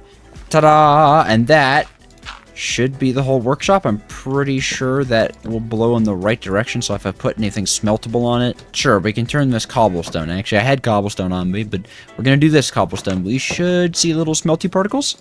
Little smelty particles, yay! That's amazing, so our bulk smelter works. Beautiful, and there's no risk of burning ourselves on it either, which is great. It's Dejojo proof. In the last episode, we built this absolutely adorable starter house with this amazing little Create workshop inside of it, and today we're going to be working on building the world's most expensive clay farm and pursuing a few other adventures as well. Ah, what a beautiful little house, and now devoid of a chest monster. I organized everything, and there have been some updates to the pack, meaning our aeroplane is looking much more Create-like. and also requires mechanical crafters to make now, so technically I'm cheating by having this. So just don't tell the pack developers. But that's okay, because today we're going to be making a clay farm, alright? Because I was looking at this brick house and thinking, man, I use so many bricks for this thing, I want to use bricks for other things. Get out of my world, you freaks of nature. And clay in this pack is a lot harder to get than normal, because if we go to the, standard sand recipe, just wash clay. No, you get copper, no clay. In fact, if you want to get clay, just to show it, one of the easiest ways is to just crush gravel, but that's a 5% chance, so you need like 100 gravel to get 5 clay balls, and we're not doing that. Instead, we're going to ascend all the way to the brass age of the game, and where did I put my diamond? There we go, the brass age of the game. And something I've almost completely forgotten to tell you about, and geez, I forgot how freakish I looked, is the quest book. The whole sort of central processing of the pack, because this is a quest book pack that helps you along the way and even gives you items like as little rewards for what you've done. And chapter 1, pretty easy. Lava, cobblestone, wood. This is all stuff that I should have been doing, because you get some decent items as you continue through the pack. Whoops. So we'll fill that out as we go, because we're going to be completing a lot of this quest book today. In fact, I'm running all the way up here because my intention is to, in the next 30 seconds, complete chapter 1 in one fell swoop. And we're going to be making those basic mechanisms because the recipe for blaze burners has been changed. And yes, you heard me right. You need blaze burners for a clay farm in Create Mechanized. Well, okay, you need blaze burners for an efficient farm. You don't need blaze burners. Eventually, we're going to have to do a nether portal build, but for now, I don't have any ideas, so we're just going to put a nether portal here and use netherrack in the corners. Technically stylized. So in the quest book, the last thing for chapter 1 is this assemble a basic mechanism, and these guys are kind of weird. They're sort of this pack's barrier to entry for some of the higher machinery, but they're really, really easy to make. I have enough resources for 4 of them with just 8 cogwheels, but the first thing we have to do is press down some iron. And then easy enough, this is just a sequential crafting recipe where you need to deploy 2 little cogs onto these, well, I guess the iron sheets becomes incomplete basic mechanisms, and then smash it down and you get yourself a complete basic mechanism. And that's already chapter 1 completely finished. Oh, interesting. It didn't like bulk crafting those. That was weird. Why did it craft the first one fine? Well, whatever. We have 4 basic mechanisms, and chapter 1 is completely complete, and we actually get to, it wants us to make 16 before we can progress to chapter 2. Okay, then I'm gonna do that. Okay, and with these finishing, that should be our barrier to entry for chapter 1 being completed. Perfect. And now we gain access to chapter 2, which wants us to make a bunch of brass stuff, because that is what we're gonna do. We're gonna do some brass things. What is it? Craft a mechanical mixer, done. Craft a basin, done. Go to the nether, that'll be done in a second. Craft a spout, we'll get to that. But I don't want to overwhelm anybody, so what we're gonna do, I think we're gonna deploy basic mechanisms onto netherrack, and that's how you make empty blaze burners. A bit of a silly recipe, I know. And I'm gonna make 8. I'm gonna make 8 blaze burners because we're going to need a few of them for steam engines and processing, and I mean, it's the Create mod. But quite simply, it is time to go deeper into the nether. Ooh, that's pretty. This is a gorgeous little biome. I'm not a super fan of the the biomes you'll go mod when it comes to the nether, but this is nice. I like this weird nether bamboo. Oh, I might want to bring my airplane in here. What in the world is that? Okay, well, we'll have to look at that later because I can actually see our prize right here, a nether fortress, because we need to fill ourselves some blaze burners. And I am absolutely bringing our airplane in here. I don't want to do this normal. Brake! Why aren't you braking? Brake? Okay, thank you. Jeez. All right, I am well aware of how absolutely insanely dangerous this is. But we're gonna try it anyways. Okay, here we go. Oh, jeez. Alright, alright. Just take it slow. Take it calm. Oh, immediately a problem. Immediate problems. Ah! Oh, dear. Oh, dear. Okay, okay. Okay. This is terrifying. Cut the engines. Pull up. Pull up. Pull up. Pull up. No! so they can explode. Oh, hey, wait a minute. I'm in a new skin. I forgot to tell you about that. Yeah, whoops, that whole skin competition I had over on the Discord, Ruger won it. So thank you very much. I love my little Dejojo, the Industrialist skin. I look super cute in it. But yeah, now is not the time for looking super cute. Now is, recovery, I guess. I hope my grave doesn't die in lava. Now, I don't remember if all my items come, like, exploding out of this thing. And I can't really build under it. So, please don't have my items come exploding out of this thing. Oh, I don't have my backpack. Oh, God, so much is in this thing. Hold on, let's at least try to build underneath of it, okay? Okay, I think I just put a block underneath of it. Yes! Now I just want to make sure it's totally encased. Okay. Oh, and it just puts all my items on me. Well, whatever. It works, alright? It works. We saved our things. I do have to go back, put all this stuff back on. Let's see, this should go necklace. This is going on my hands. That goes on my head. Alright, let's walk to that nether fortress, right? Or, well, how do I get to that nether fortress from here? You have a little piglin backpack on with an insane amount of abilities. Well, I don't quite want to fight every zombie piglin in the radius, but does this backpack give you those abilities? You hang around, buddy. Hello. You were sooner than I thought you'd be. Thanks. I am going to mark this area as Fortress Entrance so that I do not forget how to get out of here. Because I will. Ooh, there's a blaze. I see those little rods. Here, blazy, blazy, blazy, blazy. I have employment for you. A novelty drinking hat. Huh. Okay, that's a SpongeBob reference, actually. Ooh, and diamond horse armor.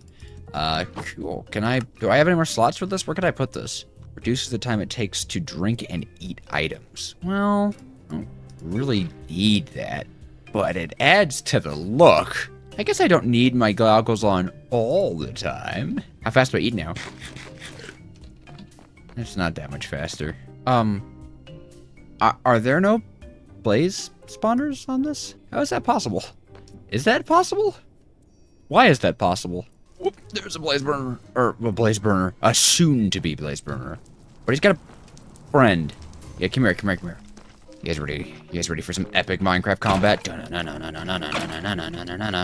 Hooray! Sir, I have an important employment opportunity. Right, this guy.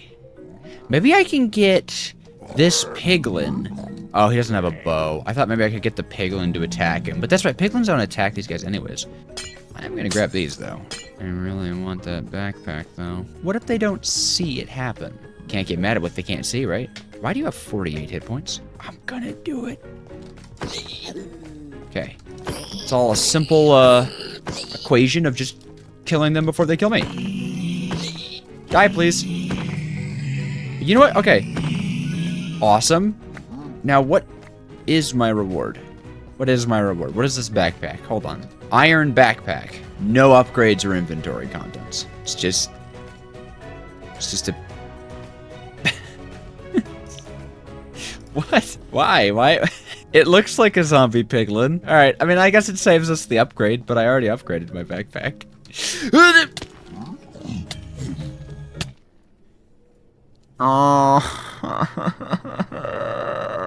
Okay, I got my items back again, and now it's time to really get down to business. All right, I think the first things we should do is at least start moving through the quest book again, see what rewards we can get, because I think you don't get rewards for any brass stuff. Fine, whatever. Well, as many of you know, it's blaze burner time. All right, and quite simply, the blaze burner can just go right beneath our basin. That's the only place we need it to be, because we are here to make some brass, which all of my ingredients for are upstairs. I really need to consolidate this storage using like Tom's Simple Storage or something, which will happen, which can happen, but just not today. So pretty simply, it's half a stack of copper, half a stack of zinc makes a stack of brass. Give your blaze burner some yummy, yummy food, and away it goes. Awesome! We are advancing far into the brass age. Oh, also looks like we have some rewards. Cool. Very nice. And while we're doing our brass stuff, we really want to get our spout going right now because we're going to need a little temporary setup in order to make that destabilized redstone to eventually make mechanical crafters. So, a lot of moving parts to this one. Now, where is my kelp? Here we go. Spout. Here's a stack of brass. I want 2 stacks of brass because, you know, wow, look at look at everything we just did right there. Let's see, that's completed, that's completed. For some reason, it wanted us to have 64 nether quartz before we can do, like, the quest stuff. But, I mean, not like we get anything, so it's fine. But we're gonna have to create a little bit of a setup here. Probably just temporary setup, all things considered.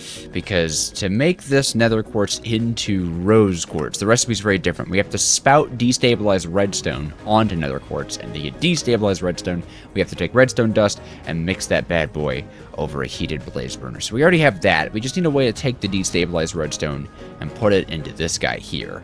And, spoiler alert, pipes will be the way to do that. Except, how am I going to power the pump? Nothing a little temporary cog spam can't quite fix. Perfect. I forgot to grab redstone. Oh my gosh, this storage system is the bane of my existence. I'm already forgetting, like, where everything is as well. It's bad. But, all of that aside, can I right-click? Yeah, toss it in. Nope. Hold on. Oh, I thought it burned away for a second. Oh my gosh. Okay, hold on. Gotta remove you so I can throw you in there. And then I can put the cog back. There we go. That should fill. That should... Yes! Okay, very nice. Jeez. Our little workshop might be too little of a workshop. Yummy. Rose quartz. 16. Hopefully enough. We'll see, though.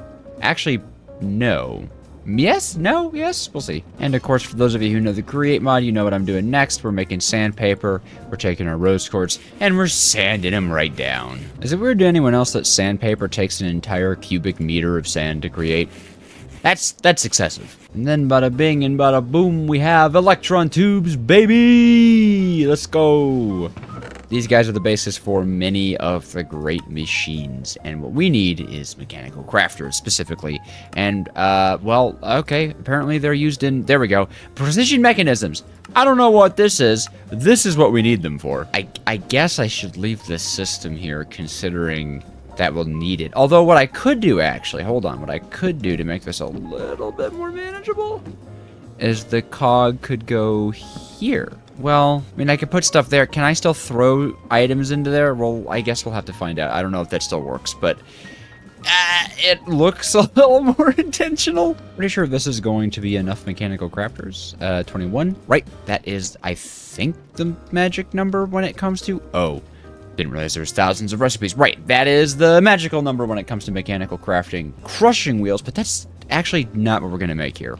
Only one more blaze burner isn't enough for what I want to do today. So I want another way to traverse the nether. And that is jetpack. Oh, precision mechanisms. Okay, this configurator, by the way, super easy recipe, so not really an issue. I really should have a crafting table up here. Ta-da! Okay, so now we can make our precision mechanisms.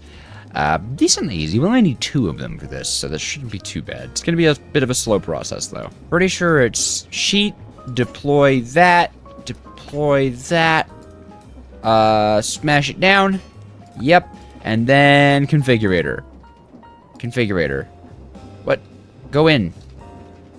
Do I have to hopper this in or something? Is it because of the configuration? Let's say mode empty. There. Nope. Okay. Oh dear. Please work. Yes. And there's 1 precision mechanism. Now we gotta do that all again. Ta-da! Quest complete. Oh, yeah, I guess that would complete the entirety of Chapter 2, technically. Okay, this janky little setup that's gonna take forever to do, I believe I have everything we need to create our new way of moving. It should be this, and that should spring to life. And, hopefully create a jetpack within the next, week. And here we go. Our new way to traverse the skies and the nether and pretty much everywhere else in the world. Spinning into existence. Give it to me. Give it to me. Yes. Jetpack, baby! But, well, it's not charged up right now, so we gotta do that. I'm pretty sure charging it's really easy. We just need some sort of, like, vertical rotation. Right, slap it on right there, and that guy is just gonna suck up air. I don't know if the jade stuff in the top is accurate. How fast is that going? Okay, that's pretty fast. That pulls air pretty quickly. Okay. Oh, it did a little ding. I have my inventory open, but it did a little ding when it was ready. That's so cute. Okay. So, first question I have. Can I put a jetpack into a curio slot? No. I cannot put a jetpack into a curio slot. That's fine. Second question. Do I look pretty cute? I look pretty cute. The backpack kind of clips through it, though. Third question. Jetpack. Yeah! Oh, this is great. How do I turn on hover mode? How do I turn on hover mode? Okay, hold on. Let's try to, like, bounce to the ground. Not bad. I think it's R. There we go. R. Now, I believe this jetpack, you sink a little bit. It's not, like, perfect creative flight. Boy, that's the sound that it makes. Is the muffler mod in? Nope. Also, that definitely uses quite a bit of air. Okay, it uses quite a bit of air. So we're not going to want to go anywhere with this thing without, like, a crank at least in order to pull in some air to it. But this is super helpful. I can even sprint with it, which I think definitely does make me faster. It's not any better than the biplane that we exploded, but this will be super, super, super, super helpful. Awesome. Boop. So we have a jetpack, we have brass machines, but what does this all have to do with the clay farm, right? That's the point of this video. Well, for a clay farm, you need machines, like actual powered electronical machines. And to make those machines work, we're going to be using a machine called an alternator, which, check it out, requires mechanical crafters. So there is indeed a method to my madness. Why did my jetpack go off while I was sleeping? Maybe I shouldn't wear my jetpack all the time. It seems to go off as long as I'm in the air. In any case, we're going to require a little bit of additional machinery like this rolling mill to make, so I'm going to get all this stuff set up. You have seen me do enough crafting today. Uh-oh. Uh-oh. That's not good. Well, I mean, this was temporary, technically. I mean, this was also temporary, but, oh, gee. All right, I'm quickly outgrowing... How do I use... Oh, there we go. Okay. Okay. I am outgrowing this factory very quickly. And this should do the trick in about a year from now. Hooray! Now, these guys are pretty cool. The way they work, well, as I was saying, the way they work... Okay, there we go. The way this guy works is by consuming a certain amount of stress units at a speed of at least 32 RPM, it produces a pretty decent amount of FE per tick. 45 FE per tick, not bad. You can see it filled up its 4,000 bank extremely quickly. I think if I break it and put it back down, we can watch how quickly... That's not too bad. And we can use these guys to power our machines. Hopefully, though, more compact than this. And thankfully 2048 is actually the speed of a passive steam engine, so I've got a pretty good idea of how to do that. That being said, the first thing we're actually going to make with this is called a blast chiller, because I want to make snow. Only because I want to make the build out of snow. Snow's not needed to actually make clay. Now this machine needs Invar, which is a cool little thing. You take a nickel and iron, and nickel I don't have any of, I don't think. Nope. So that's a mining trip. Alrighty, but it is back into the mines for me. I'm looking for nickel and tin and a lot of the modded ores. Like that one. Perfect. Beautiful. An amazing start. So I found some nickel, but not a ton of it, and I really want to be able to duplicate it. And with some of these resources, we'll actually be able to, because Mekanism has some pretty cool stuff, and it is kind of the focus of this pack, isn't it? Look at my little guy. So I got to do some crafting for you guys. This craft right here is going to not work, but this craft right here is going to be the lifeblood of everything we're doing. These steel casings are going to be the base of a lot of machines that we use in tandem with Create. And the first thing we're making here is called an enrichment chamber, followed by, I believe, a heat engine. Yep. And that will allow us to create a metallurgic infuser, crazy words, a mechanism crusher, and now we actually get to use the metallurgic infuser since I need to make something called infused alloy. And this thing's actually pretty easy. It's got some crazy, crazy name, but what we're going to do is power it with the alternator. You can see it's sucking up all the energy from the inside of that. And really simply, The iron goes here, the redstone goes here, and that metallurgic infuser is going to metallurgically infuse it into an infused alloy. And we need 3 more of those. We are going to be seeing this recipe a lot. It even makes a little noise, listen.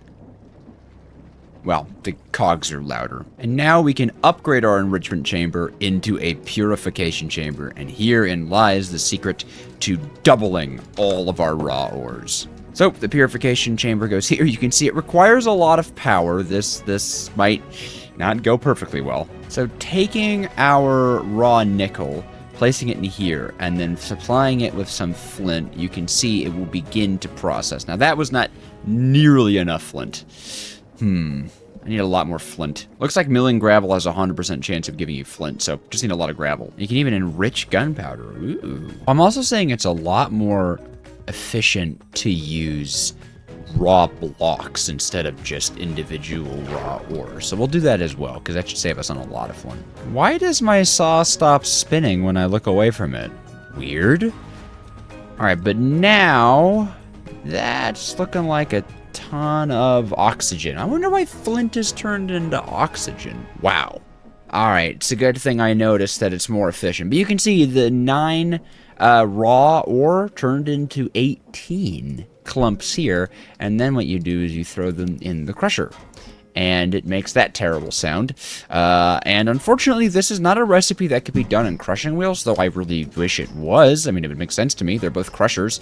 But you then get dirty dust, and the dirty dust then gets enriched in an enrichment chamber, which I turned into this thing. So I have to make another one. No one said duplicating your ores was easy. And enrichment chamber 2. Perfect. Now, I can attach plenty of machines to this thing, but as you might see, it may start to stretch our resources a little bit thin and have our things overstressing. It's not really overstressing, it's more so just running out of FE per tick. But they're about the same thing for those of you who aren't really aware of how FE works, which means forge energy, if you're curious. And that's what I mean by overstressing. I'm using too many machines at once, and it is ripping away our forge energy. And we are not actually going to have enough flint to duplicate all of our nickel, but it's a pretty good amount of it, I'd say. Thing I can do here, considering how long this is taking, and I don't want to sit here waiting for things to be done for forever, is I could make the speed upgrades. It does require crushing some osmium, which is a metal that I found underground, and I don't think my metallurgic infuser has enough energy to pull this off. I didn't connect it.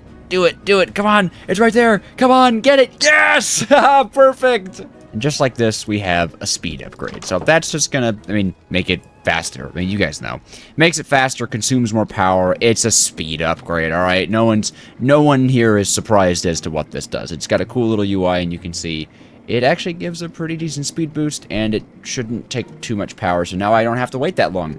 You guys have to wait the same amount of time, because my editor is just gonna cut to when I have all the nickel. Hey, we have the nickel ingots. Very nice.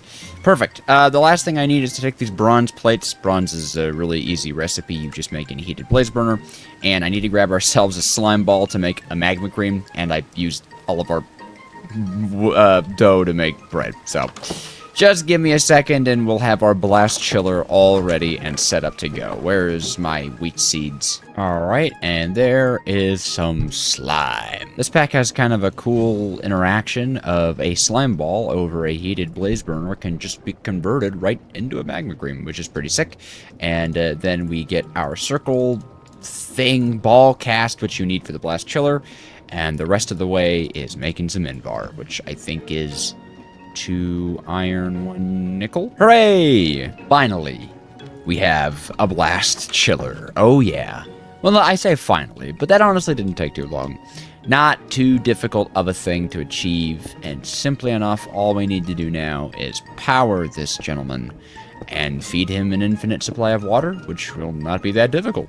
Alright, I have had the snow machine working overtime. Just like I said, water goes right on in here. It's perfectly tuned so that it pushes as many snowballs as it creates. And look at these building blocks for us. So it's time to do some building. And if I sound different, it's because I'm recovering from a cold. So silent building montage, go. What? Hold on.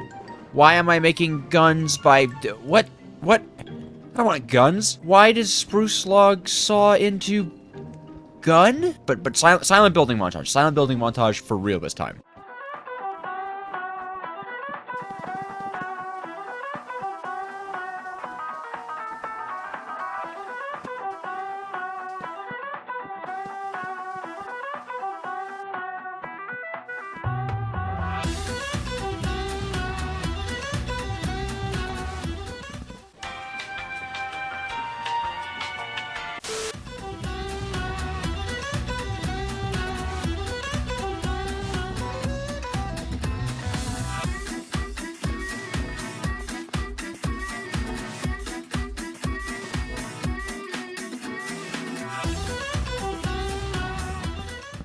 And there it is. Clay farm. I know, windmill is a weird choice for a clay farm, but I've got lore, I've got an idea. The way I see it, you have these absolutely massive sails, these almost like wings attached to this tower. And what they're doing is beneath this riverbed, they're churning these like giant metal scrapers that are, underneath the ground, tearing apart the dirt and the sand and the clay, and all they're bringing up into the windmill is the clay particles that get refined within inside of the tower. Because, it's fun to have like a cool lore for your build. In any case, we actually have to build the clay farm, and, well, it's expensive, but it should be pretty fast. Well, pretty fast for you guys. Suppose step one is to actually open up an entrance into this place. God, that looks cool from just like over at our house. I like that. I like big builds in the distance.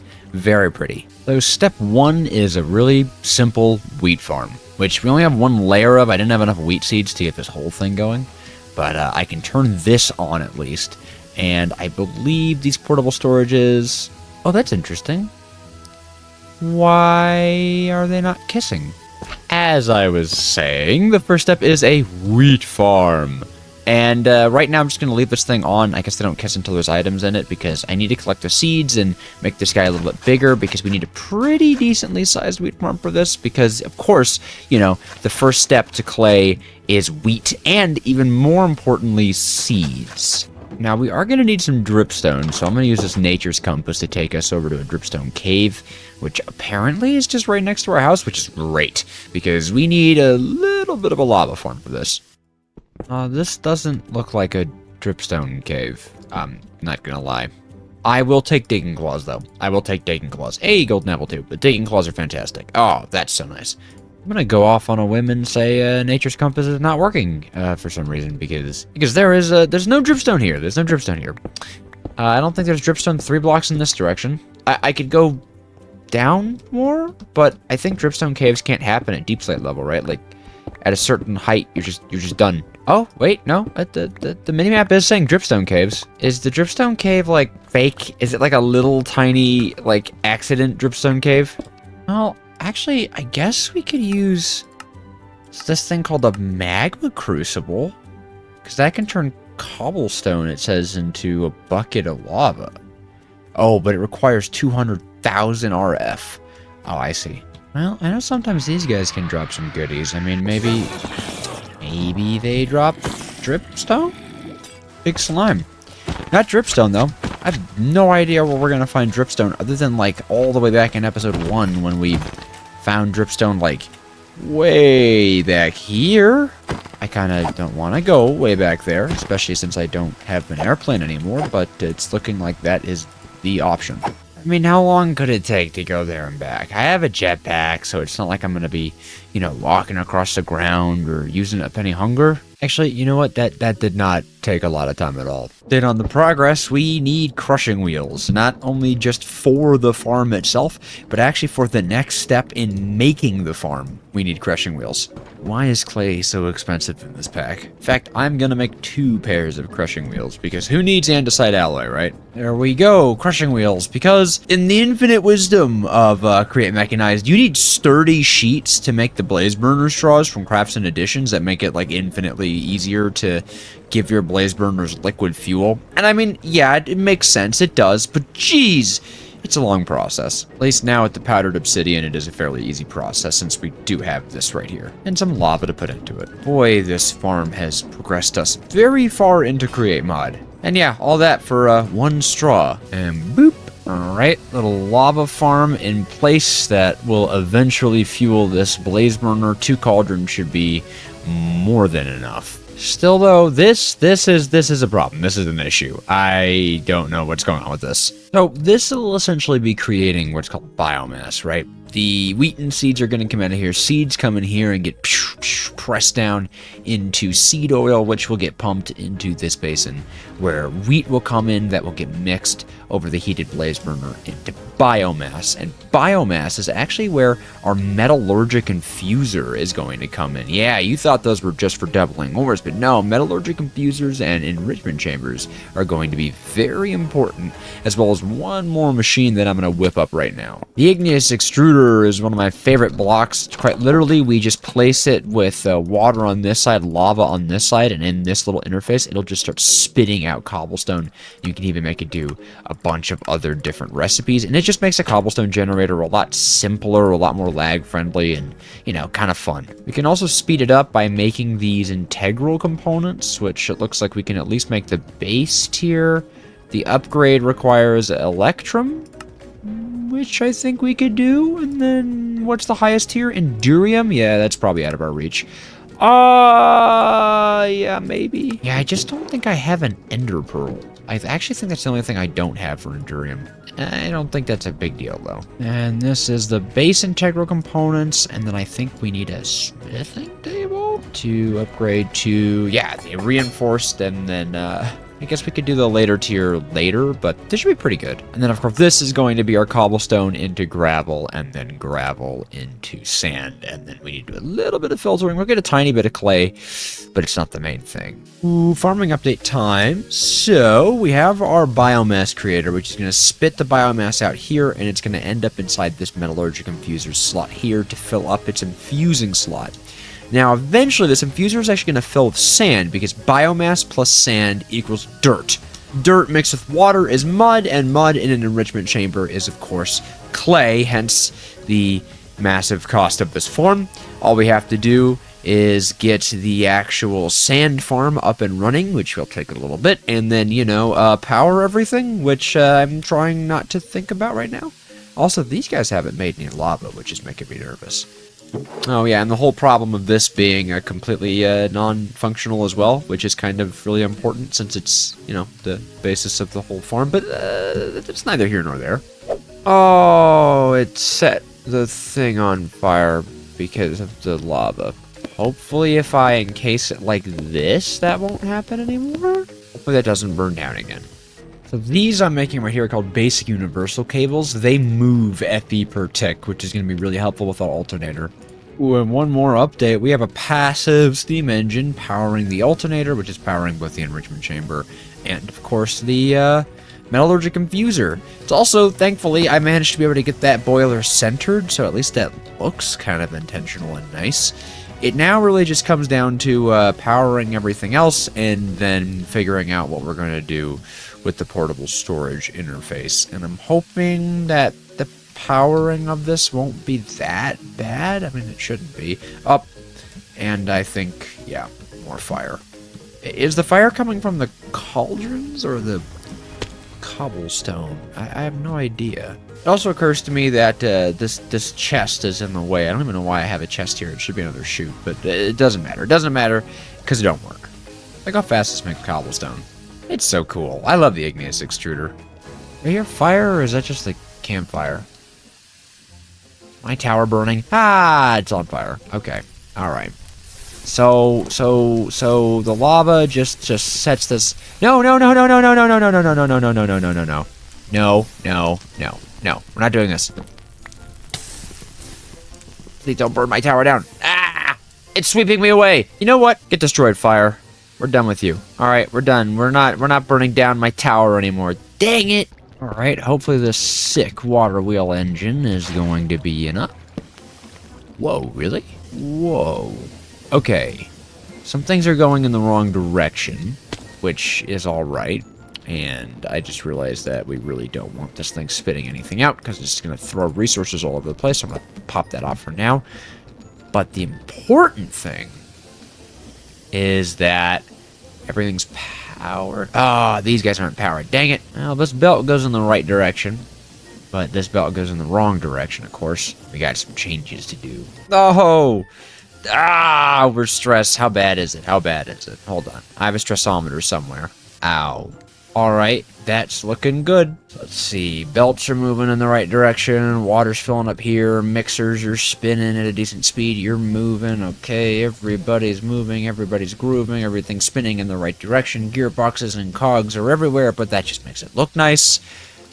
Oh, it's all coming together. I even have some filters here to filter out the not sand from the yes sand, which is pretty great. It's looking good. It's looking good. So I suppose in this regard, we could visualize a bit of a test run. Oh, and you know what? I need to filter these too. Hold on. So seeds go in here. Wheat goes in here. But this is going to go into... Right now, it's just going into an overflow chest. But I'll put a nullifier here. A nullifier is something we have access to. It's a very easy craft. They just haven't made it yet. And it's basically just a trash can. So we'll use that for a bunch of discards and stuff like that. It could be used down here even. So I suppose we would see... seed coming here. Yep, that works like that. Perfect. And then 2 pieces of wheat is the magic number. That creates biomass, which should spit out there and end up in the metallurgic infuser's infuse spot here. Perfect. And that actually requires 2 biomass, but we have 10 millibuckets of it. Very nice. And then here... I guess we should test this. I only wanted to spit out a stack at a time since that's just a little bit more efficient. We shouldn't see any not sand try to enter into this if I've set things up correctly. Perfect, that's exactly what we want. Okay, that's going to metallurgically infuse that biomass into that sand to create a piece of dirt, which it should spit into here to create a piece of mud. Let me see it. Good. And, yes, because I haven't filtered that thing. Hold on. That's why we needed this mud to get the mud filter. Okay, so that would go in, so that would be in there. Should pull it out. Oh, does this guy need to be told to input on the head? Uh-oh. What's happening? What's breaking here? Are you powered? Why do you have flint inside of you? Well, doesn't matter. We made clay. Okay. I have also gone and repaired our little portable storage problem. So I just need a few more chutes, but you can see as this guy comes around, give him a second, these 2 portable storages will now kiss. Mwah! And then just run along the exact same belt line. Like, the setup is not any different. And, that's a fully automatic clay farm. I have no idea why there was flint in this, but that shouldn't happen anymore. Good lord, this was expensive. Hey, look at that. There we go. Interestingly, it seems like, for some reason, the lava isn't keeping up with the blaze burner. I know seed oil can be used for the blaze burners. Do we produce enough excess to pull the seed oil instead? We might. I guess the best thing to do is to try it, I suppose? Have it pull like this, so it only pulls... I think that would really only pull excess, or at least it would split it, which I'm okay with. Let's see. I don't think this has any seeds in it right now. Okay, I just heard it harvest, so we should have some seeds in here, and then this seed oil, yeah, gets converted, and nice, I think. I think we're, like... Whoops, I didn't have my jetpack on. I think that's a good sign. I think, honestly, that we probably didn't need to go through all the trouble of making this little lava farm. I'll leave it here for now, just because it's in here.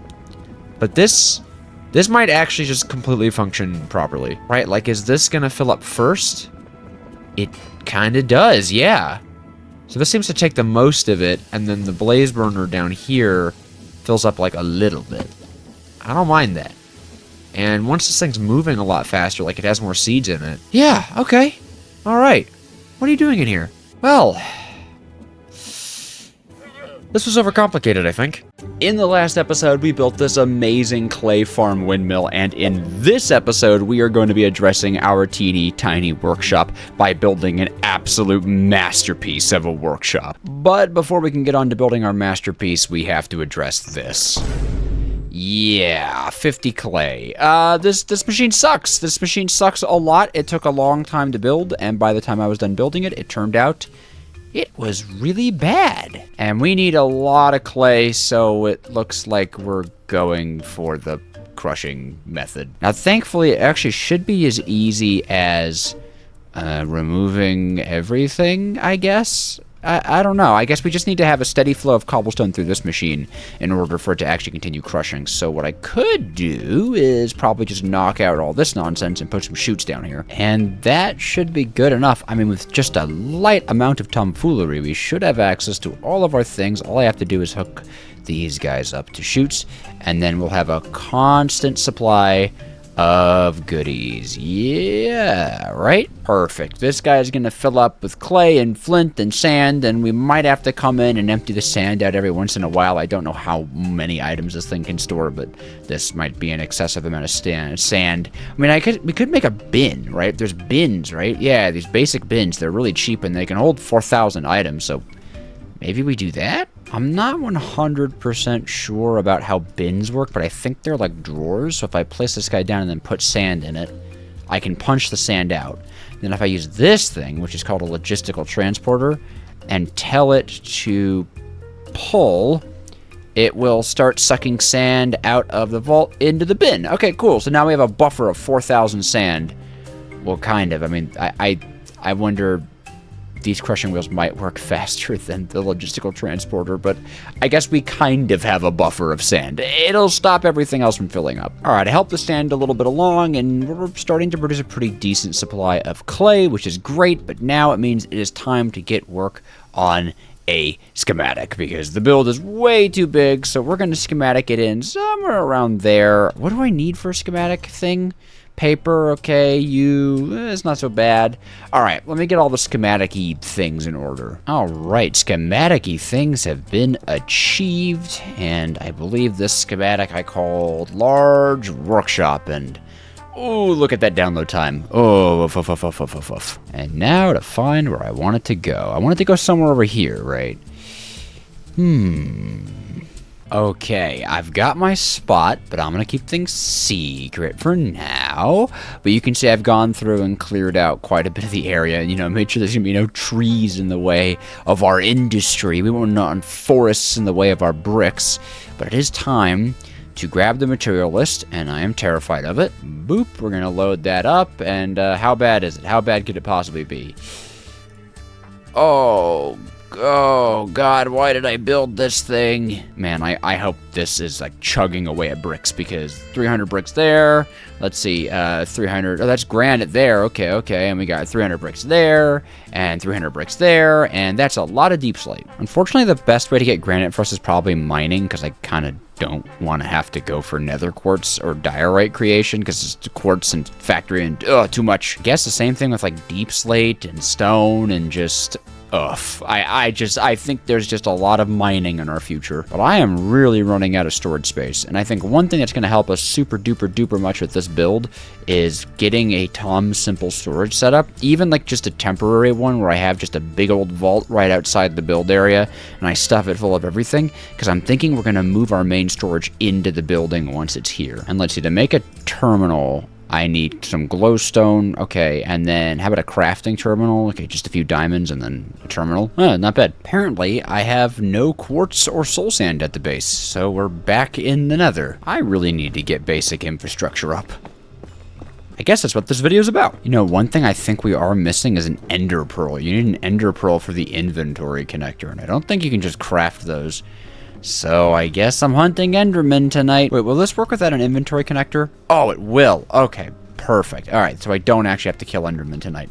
I shouldn't have broken that with a pickaxe. I have no idea why I did. That was demented. So what this means is I should be able to establish like a temporary base of operations like right here. Or we'll do it like this, like that, and then just slap the crafting terminal right on the side of that, and then I could dump my items into the... Oh my gosh, it works actually. This is too big.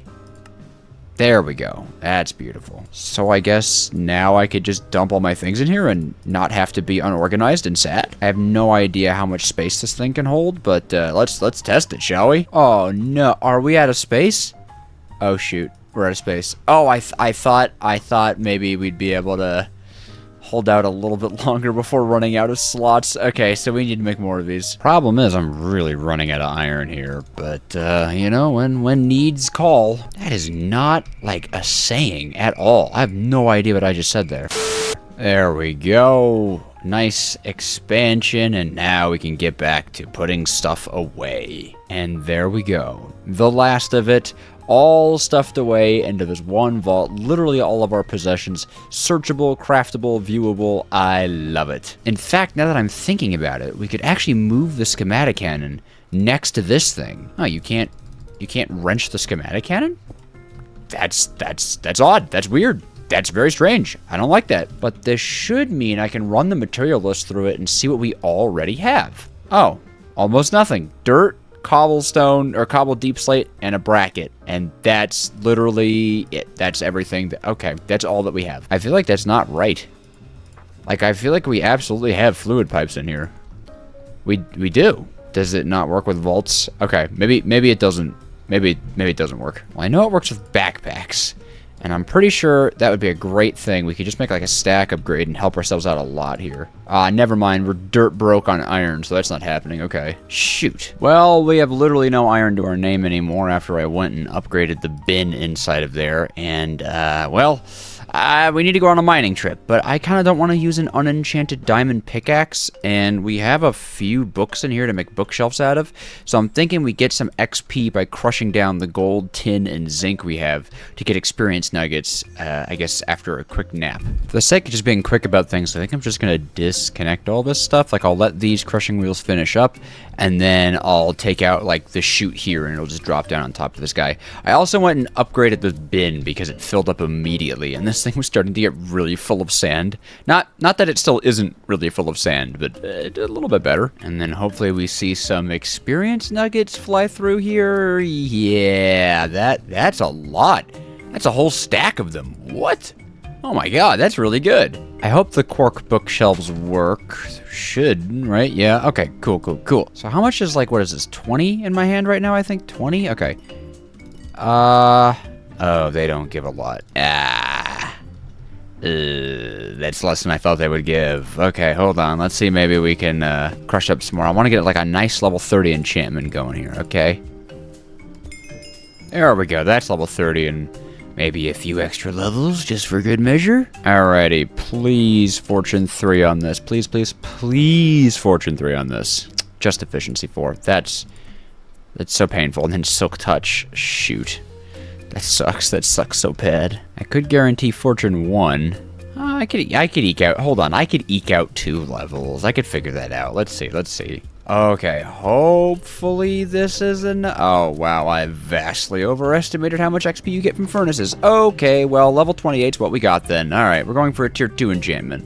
I guess that a little bit of fortune is better. Oh, you know what? Efficiency 2, Unbreaking 2, Fortune 1. That's a decent starter pickaxe. Okay, that's better than I thought it would be. Well, with all this, I am well and truly set for a nice, big mining trip. So I'm just going to go diving deep into the depths, and I may as well just go around collecting what I can. I don't know if I'm going to go for, like, building block collection just yet, considering I think this is more of an emergency, like, iron run than anything. Oh, no.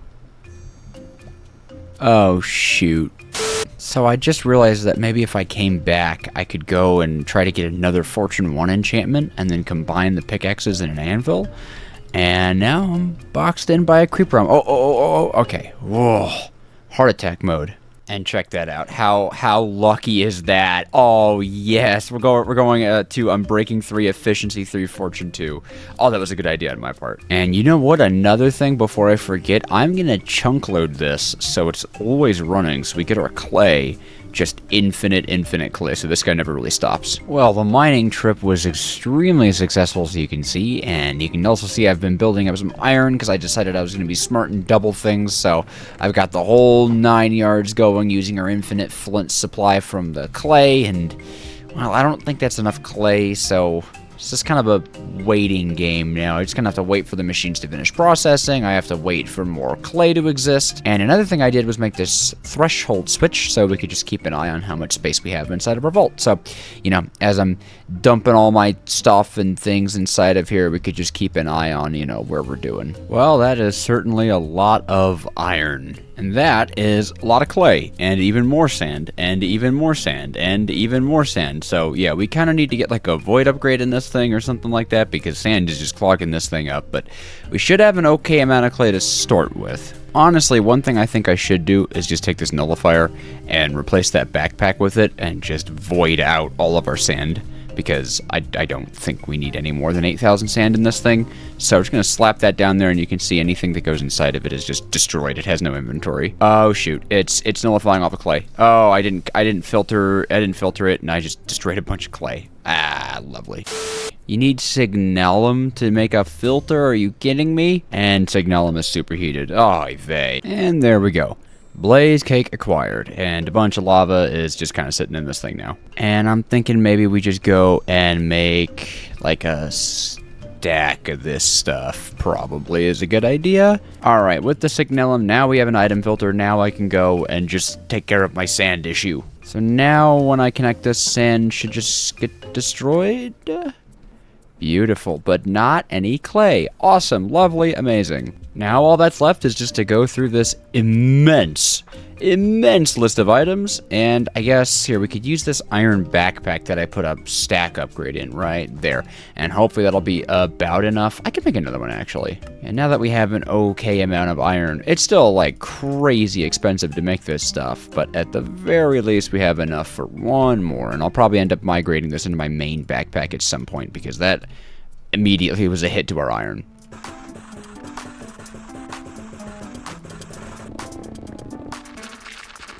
Well, that was about 2 hours condensed into 5 seconds. That was the bulk of the material gathering, because as you can see, ta-da, I've gone and got everything into the backpack, just like I said I would. These double frame slab, oh wait, hold on, run that through. There we go. These double frame slab things aren't an actual craftable block, and the grass blocks aren't actually needed. Do I have any gunpowder? Yes, I do. Awesome. And, well, that's it. That's all I've got. I think I just have to hit play, right? I guess I should check the settings. Well, all that's left to do is hit play. I hope that this goes well. And it's not doing anything. Oh, sorry. Play, not check mark. There we go.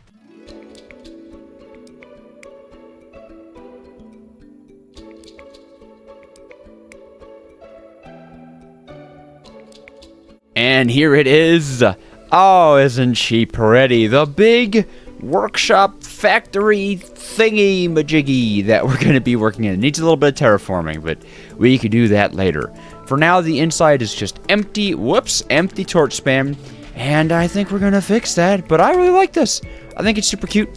I love this catwalk that I added for an eventual, like, floor 2 with, like, exhaust fans, and I'm quite proud of this build. I think it came along very well. But of course, the reason we made it is because we are just out of space in our main workshop back at the starter base way over there. And I very much think it is time to move and groove. This was lovely while it lasted, but it's pretty much time to just excise all of the resources we used for it, because we need it elsewhere. Well, that looks a little sad, but such is the truth of progress. I'd really like some more blaze burners, because I would love to power this thing with a nice steam engine, but unfortunately, I don't know that the blaze, or the nether fortress we have nearby us actually has a blaze spawner inside of it.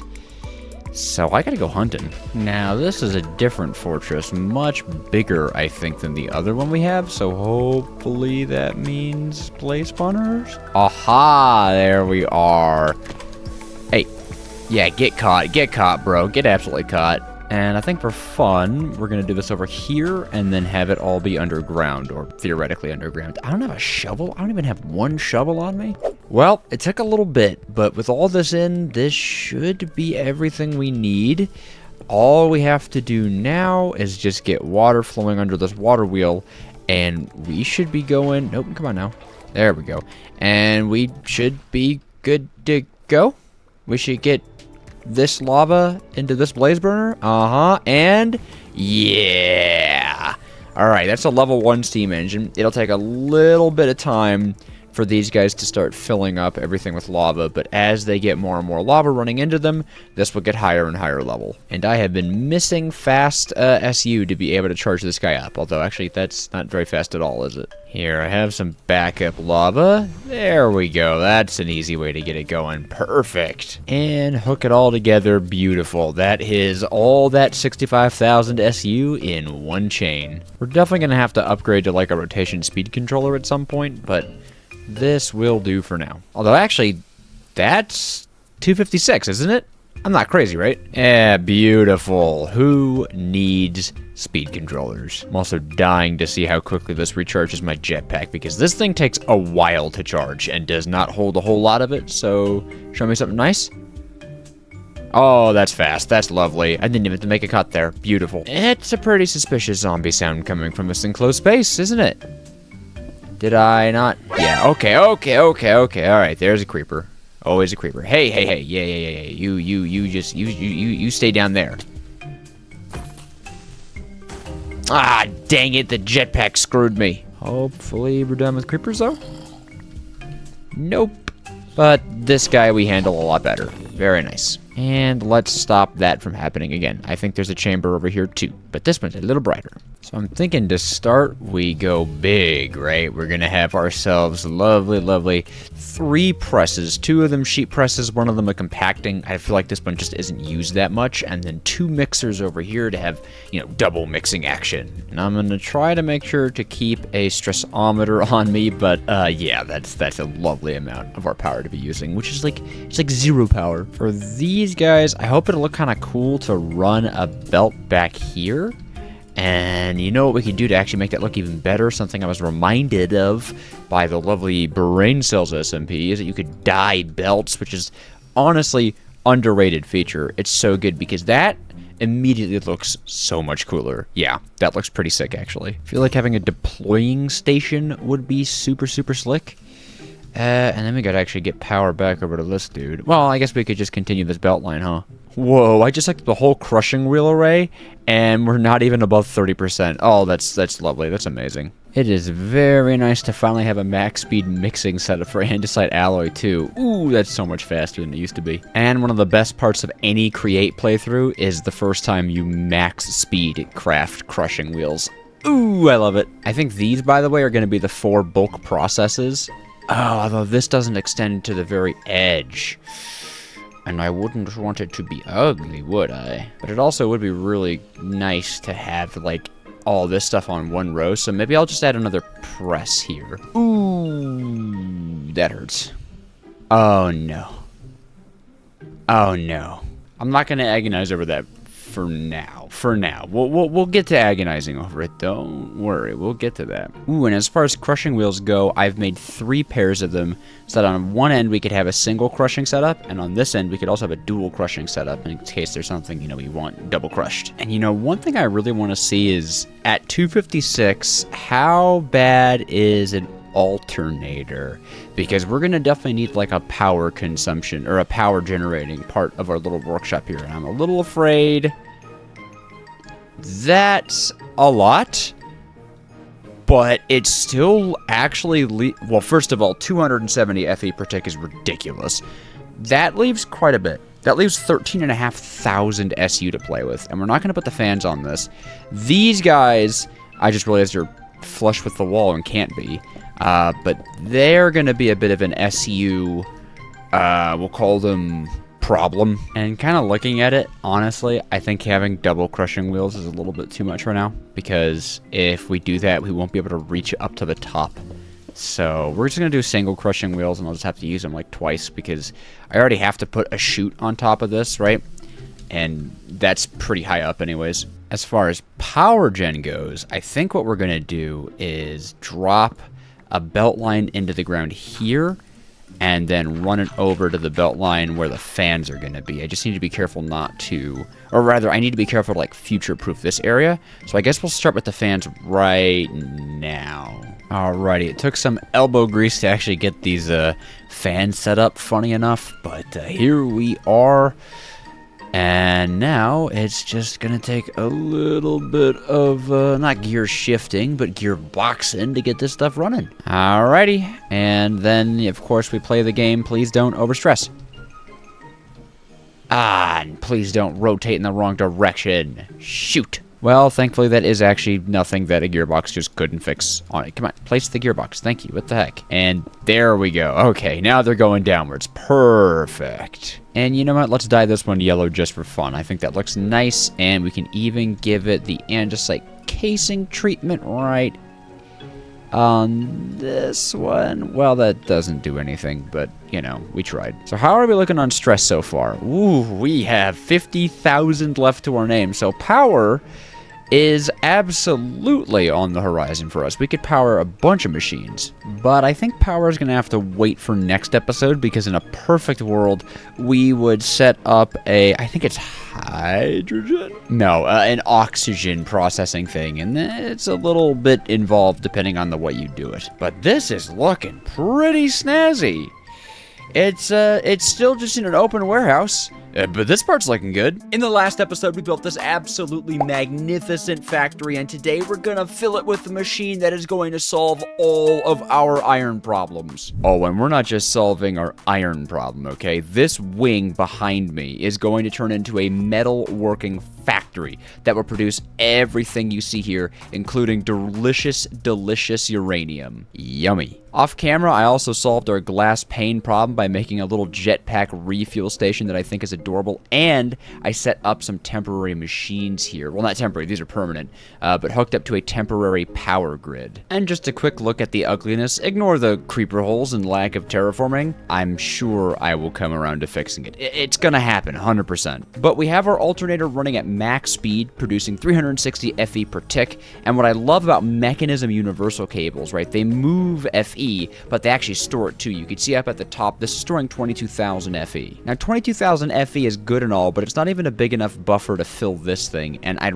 really like a huge buffer, because if I want to run a crusher, enrichment chamber, and metallurgic infuser at the same time upgraded, it's going to cost a lot. The solution is an energy cube, which can hold 1.6 million RF inside of this amazing bank, and it's not even that hard to upgrade. In fact, I plan to fill this factory with a lot more of these powered machines, so we should probably at least take this into its advanced tier. And after just a little bit of crafting, there we go. 6.4 million FE to add into our network. This is going to last us for a while. So now pretty much we can hook everything up into this, and it will support quite the power grid. Ah, look at it go too. Such speed. Very good. But Dejojo, why are you doing all this stuff with like Mekanism? Aren't we doing a Create mod farm? Well, yeah, we actually are, but it's going to require a lot of rose quartz for smart shoots and stuff like that, and in Mekanized, the easiest way to make rose quartz is in the metallurgic infuser. So getting all this infrastructure set up is just going to make this recipe 20,000 times easier, because the other way is like destabilizing redstone, and that's heating a blaze burner, and just blah. In any case, that's enough of the Mekanism. It's time for the spinny spin. We're going to need a whole lot more than 4 crushing wheels and a whole lot more than 25 andesite alloy, so this guy's going to have to wait for a second as we solve our andesite problem. And one thing that could help with that is this portable drill, which can be enchanted to break 3x3 blocks at once. It does require a little bit of overhead though. Boom! Mini steam engine. And with this brass drill head, we should be able to just slap this guy together. Pretty cool looking, and it requires that fuel water thing that this brass exoskeleton does. Did I ever show you guys that I made that? I may have cut that out of a video. Well, we're gonna need some coal or charcoal. And hopefully I can actually enchant this thing inside of an enchanting table. Ooh, I need the book. That means we need a villager. And I don't really have that many emeralds. Well, not my favorite thing to do, but we can go find ourselves a villager and try to get this enchantment book. I mean, how long could it possibly take to find one little enchanting book? What the heck are you? A beekeeper? Oh, I'm immediately distracted. Thankfully, this pack has the cycle trades button in it where you can just hotkey their trade, so maybe this won't be so bad.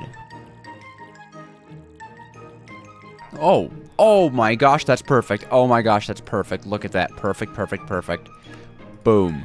Digging enchantment. Okay. You are gonna go home. Man, is there a way to pick up, like, villagers in this pack? I really hope there is. Can I, like, easy villagers? Oh!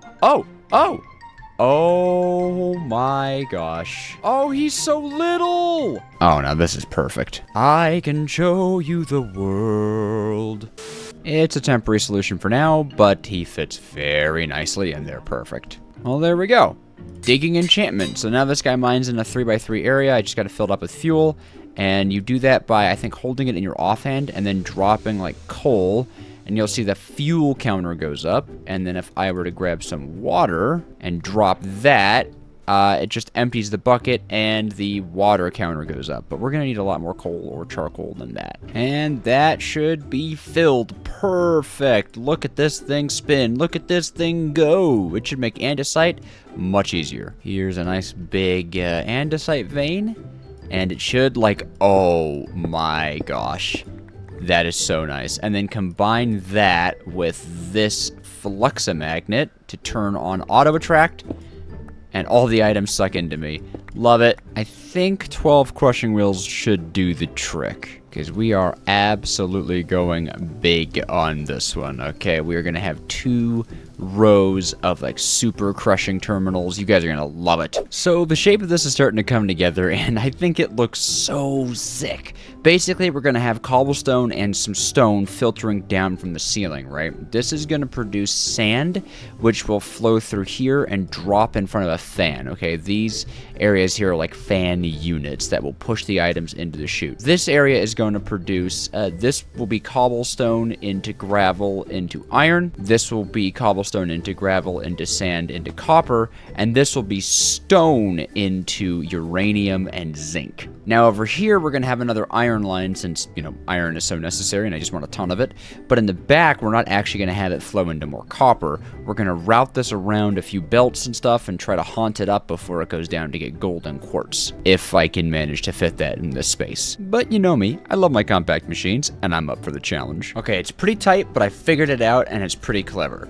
This crushing wheel has to spin in this direction, which means this gearbox on the back end of it is going to spin in this direction, which is exactly the direction we want this belt to go. It's occurring to me, though, that this belt's probably not going to move in the right direction because of that, but maybe I'll be lucky. That's not how this works. But yeah, this belt is going to go in the wrong direction, so I do have to figure something out about that. Ooh, when in doubt, use a depot. Maybe a depot is the solution to our problems here. Indeed, I think it is, because that can just go up 1, and the depot will just have it filter in soul sand, and then the soul sand hops up onto here, and is immediately sucked right into the chute. Boom, problem solved. I guess that should be a smart chute, huh? I guess that doesn't matter as much. And then it just kind of goes like wiggly, wiggly, wiggly all the way down. That is, of course, if everything actually spins in the right direction, which is purely theoretical at the moment. Well, let's put that theory into motion.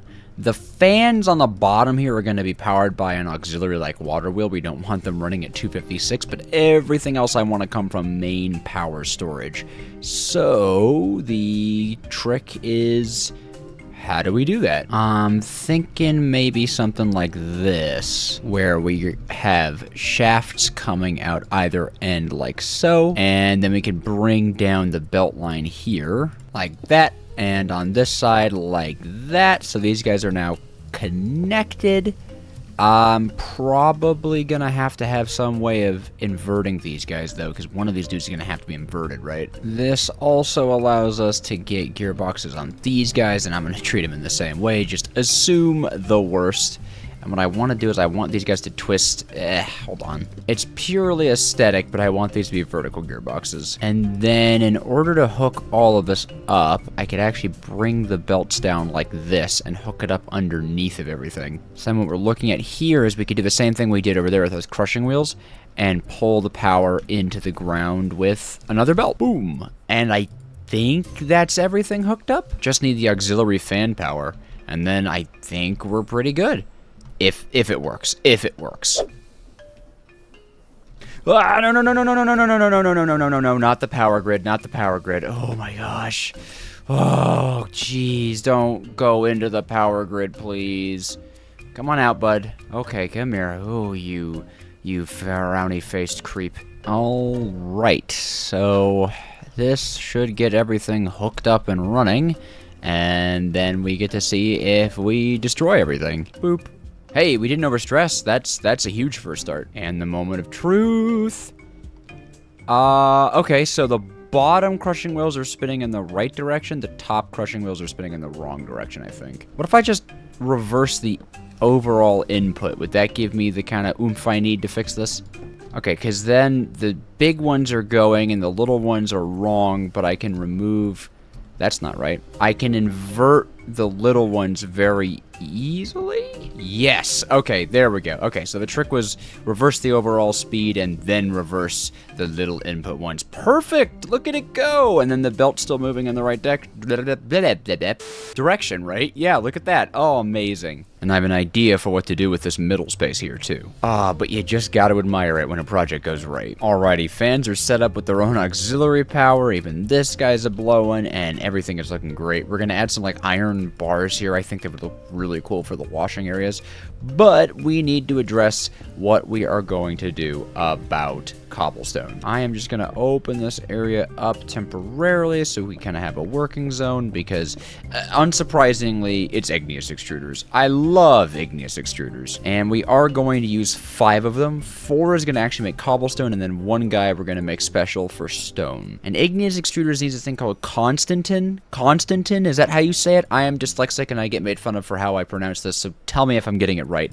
And Constantin, I think, is just nickel and copper. Boom, 32, and that is more than enough. But otherwise, these guys are honestly really cheap. So igneous extruders work by having water and lava on either side of them, but you can see we need a magma block in order to make stone, and super cool trick in this pack, you can actually just superheat slime balls, and it just automatically turns them into magma cream. That is going to be a fun obsidian farm. But for now, I'm going to get all this stuff set up, and as always, we want these guys pulling 64 at a time. This fella's going to have a chest on top of him, since these igneous extruders don't need a magma block under him, but this guy over here, this igneous extruder is a little special. And all these fellas we want to have on low redstone control, meaning that if they receive a redstone signal, they'll stop. I'm planning on having like a bulk storage system or like an overflow storage, and so if that fills up, we would shut these guys off to turn the machine off. So I have all these guys hooked up to redstone links with iron on the red, and they're listening, so all we have to do is send the iron 1 nothing 2 signal, and it'll shut all of these off from working. Of course, they're not doing anything right now, but they will be soon. Alright, and with that, the second I turn this redstone signal off, everything's going to start coming to life, and I just realized I forgot to make augments for them. Oh, shoot. You want to make these augment things. What's they called? Augments? Yeah. Augmented components or whatever. They're not so bad, but the highest tier requires Endurium, which is, well, a bit of a thing. You need ender pearls. And superheating. But maybe I can get away with just Electrum, which is like significantly easier to make. Well, I've got all the components in up top, and I am completely out of iron. So I think we're gonna give this machine a little test. You can see I've primed it, it's ready. I don't even have enough iron to make vaults, so we're just using regular chests here. I hopefully have everything filtered, and if I flick this lever, we should wait just a few seconds and then see cobblestone flowing through. Oh, there we go. Okay, immediately sand has hit the bottom and it is instantly washing. I think some clay and flint went through. Awesome, we'll be getting that. But what about gravel? Okay, gravel, and then this side, good, and then please soul sand. Please drop some soul sand here. Perfect. Look at that, it's working. I built a machine and it worked first try. And look at the goodies. Already 22 zinc, 16 copper nuggets, and 14 iron nuggets. And that's just on this side. Over here, we got 21 iron nuggets, our first batch of quartz and gold. Oh, it's so exciting. And it kind of looks cool, too. I might do a little bit more up here to add some decoration. I'm not 100% sure. We're actually going to need a pretty decent amount of iron to make the kind of vaults that I want, so I'm just going to let this thing run. The only issue with it is all the items are like right on the ground, so we actually can't get too close to it while it's running. Speaking of, I should probably actually make an on-off switch somewhere. I don't think OSHA would like people tripping over our on and off lever, huh? And there we go, a little emergency shut-off switch with a lamp, and you can even see the redstone thing over it, and that means hopefully if I remove that, the machine continues to stay off. Yeah, it seems like it. Boop. Oh, that's fun, actually. That feels good. That feels right. Now that is more like it for storage. 63 item vaults. And I'm going to hook up this threshold switch to it because I want to use display boards in order to display this, like, backup storage. And I think I want the display boards to go, like, here. No, maybe one forward. Now that looks pretty awesome, and it covers up some of the ugliness, too. Delicious, delightful. And then all we have to do is hook this display link up to that. And we're going to drop it on top of the threshold switch like so, and now it will give the container fill level. We're actually going to write this to line 2, and then and then I need a clipboard, right? Hopefully clipboards work on this. Boom. Ooh. Okay, we'll just call it auxiliary then. We'll just say auxiliary. That's going to be our auxiliary storage. There we go. Auxiliary 0%. Actually, that looks pretty sharp. So I could just knock this out there.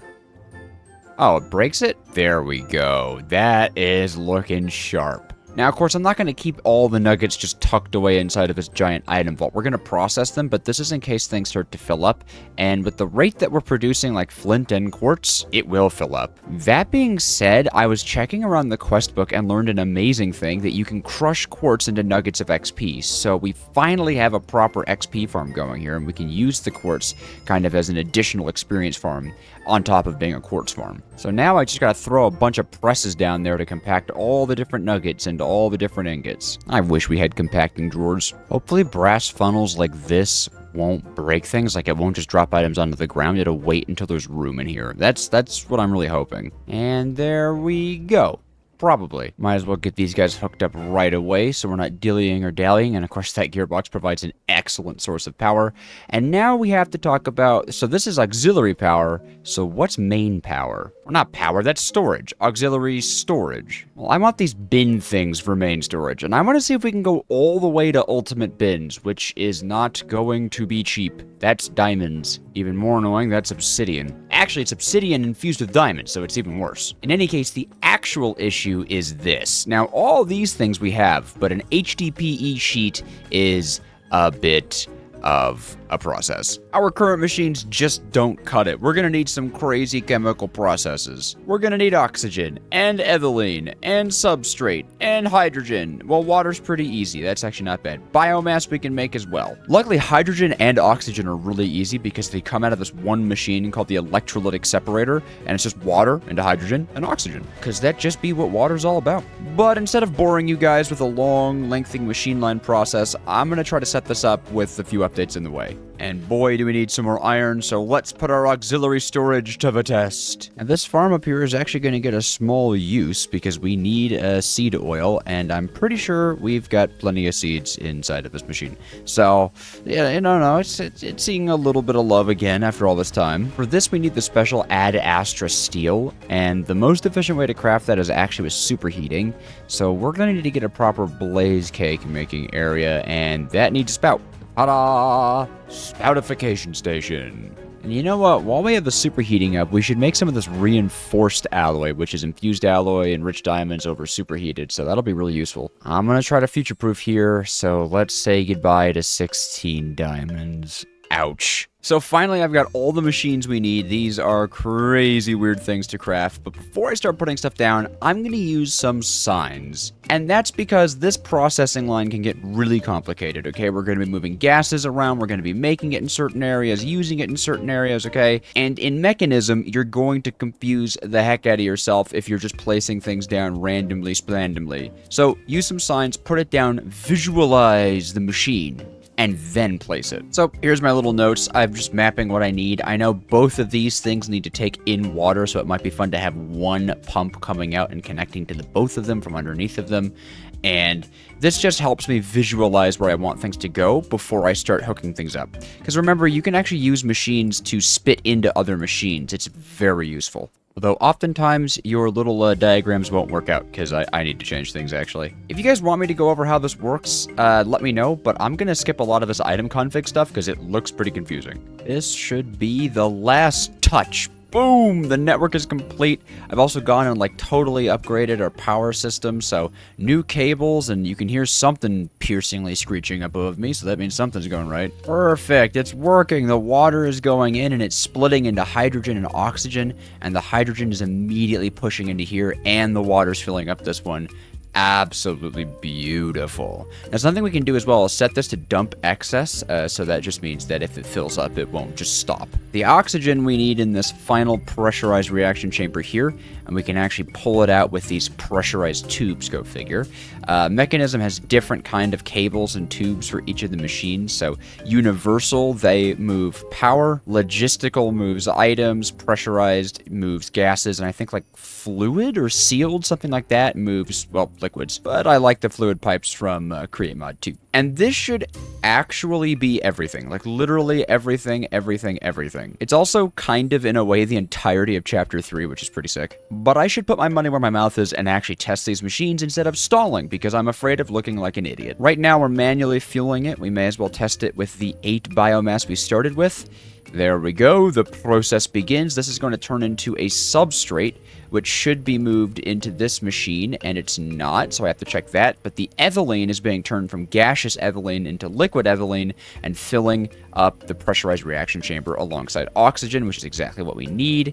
I think this guy may have an output wrong. Or, even better, this guy has the input wrong. Yeah, there we go. The substrate goes in and actually creates HDPE pellets. Let's go! First try, and look at the size of her. Tiny little machine. You love to see it. Now, the final touch of this is taking at least 3 of these HDPE pellets and putting it in an enrichment chamber to get yourself the HDPE sheet, which is what we are here for. This is the basis of circuit boards. We finally get to go back to nice, simple Create pressing lines. We are going to need a ton of these sheets to do what we want to do, so I'm just going to sit here crafting sheets for a while. And by a ton, I actually mean 16, but we made 30 just to future-proof things. I want to make 8 ultimate bins, and they require 2 circuit boards each. 1 circuit board goes for the elite, and then 1 more circuit board for the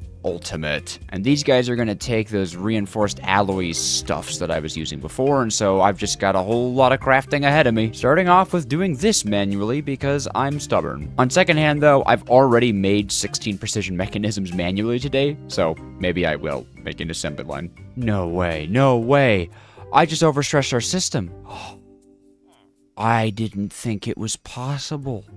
Wow, by how much? I can't believe we're already there. Oh, that's no good. Oh, by 5,002. Oh my gosh, that's everything. We were like right on the edge of it. Looks like we're going for a good old auxiliary water wheel engine. Now that is more like it. Now I've already loaded everything with what we need to make the circuit board, so I should be able to just toss 16 HDPE sheets, and oh my gosh, look at that speed! Yeah, that's awesome! Boom. Basic control circuits, and I'm pretty sure we just completed like a whole major chapter, and we even get a little globe. Cute. I love that. But even more importantly, we can start making these things into better versions of them. And now, of course, the moment of truth. 8 basic bins, 8 advanced bins, 8 elite bins, and finally at the top of it, the ultimate storage solution. 8 ultimate bins. Yes, these guys store so many items. They're like drawers, but actually kind of worse because we can't upgrade these anymore, and they don't connect to drawer controllers. And yeah, I don't like them very much, but they're the only option we have. And with the magical snap of my fingers, they're going to be ta-da. Oh wait, yep, okay, I ended up putting them over here.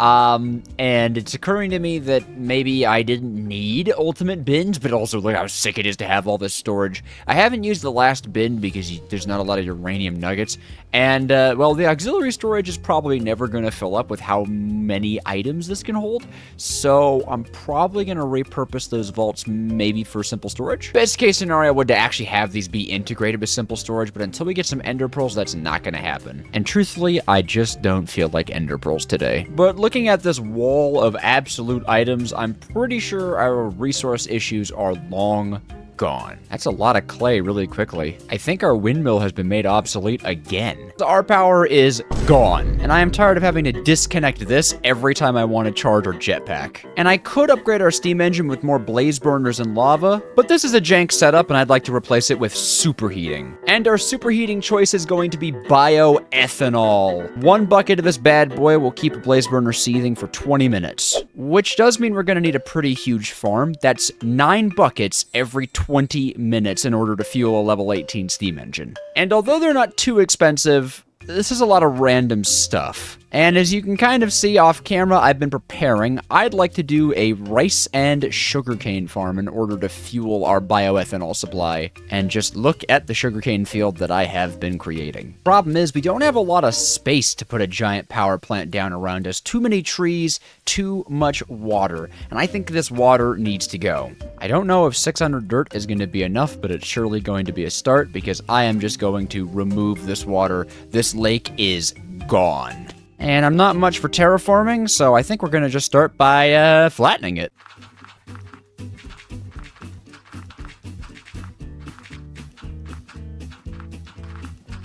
Well, that's all my dirt. And I guess the lake is almost filled in. But I have this river that I'd really like not to be in the way, and I should probably fill that creeper hole. I'm not entirely keen on digging up a bunch of dirt with an iron shovel, and honestly, I think we're due for some netherite upgrades. Especially because you guys let me know about this advanced enchanting infuser, which will allow me to pick my enchantments, and like potentially even skip villagers, which would be amazing. So I think it's time we grab our handy dandy portable drill and head on into the nether. You guys also let me know that there's like, yeah, these filling tanks, which will allow me to store an amount of fuel, which seem really, really useful. So I think I'm gonna go and craft these up. The only thing is we need a lot of lava for these sturdy sheets. Suppose I could whip up a little hose pulley setup. Using Mekanism pipes should make this a lot more simple.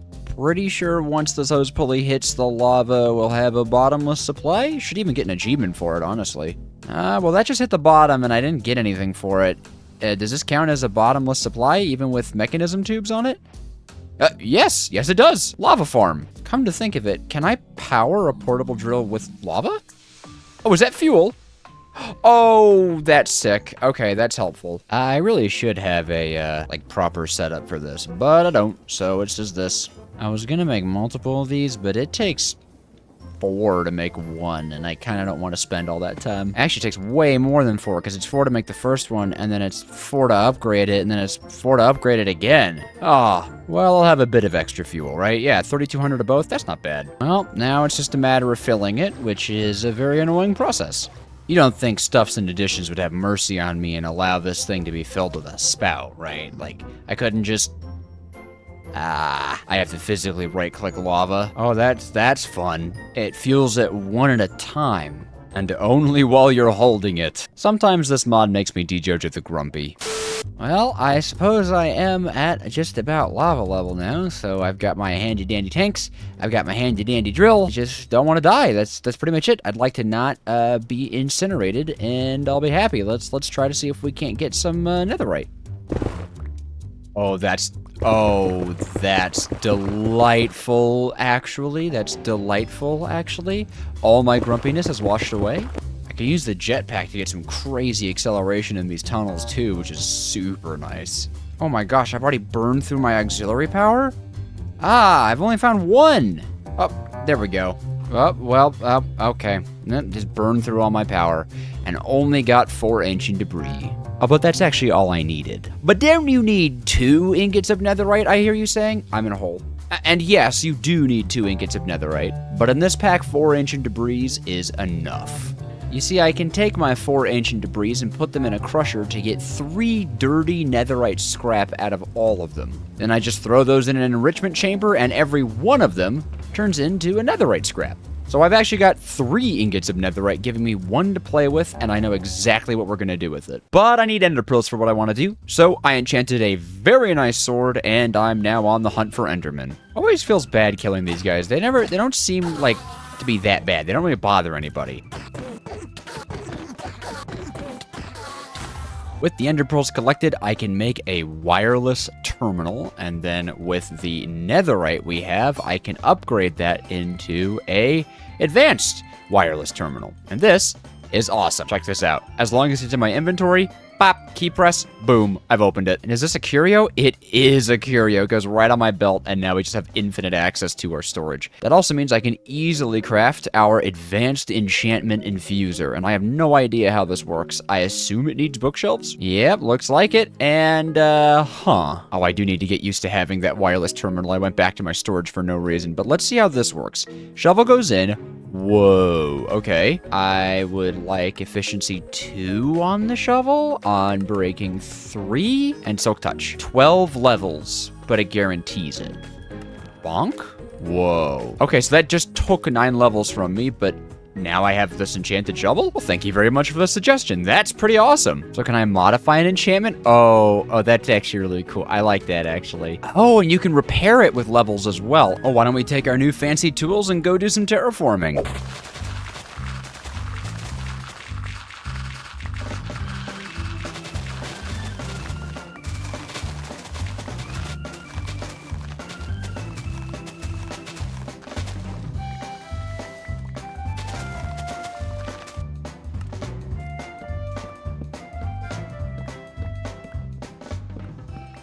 Well, there we go. Nice and flat. There's definitely still some terraforming we need to do before I'm totally happy with it, but I think I'd rather do that in a live stream, so keep an eye out for an announcement about that. But otherwise, Whoa!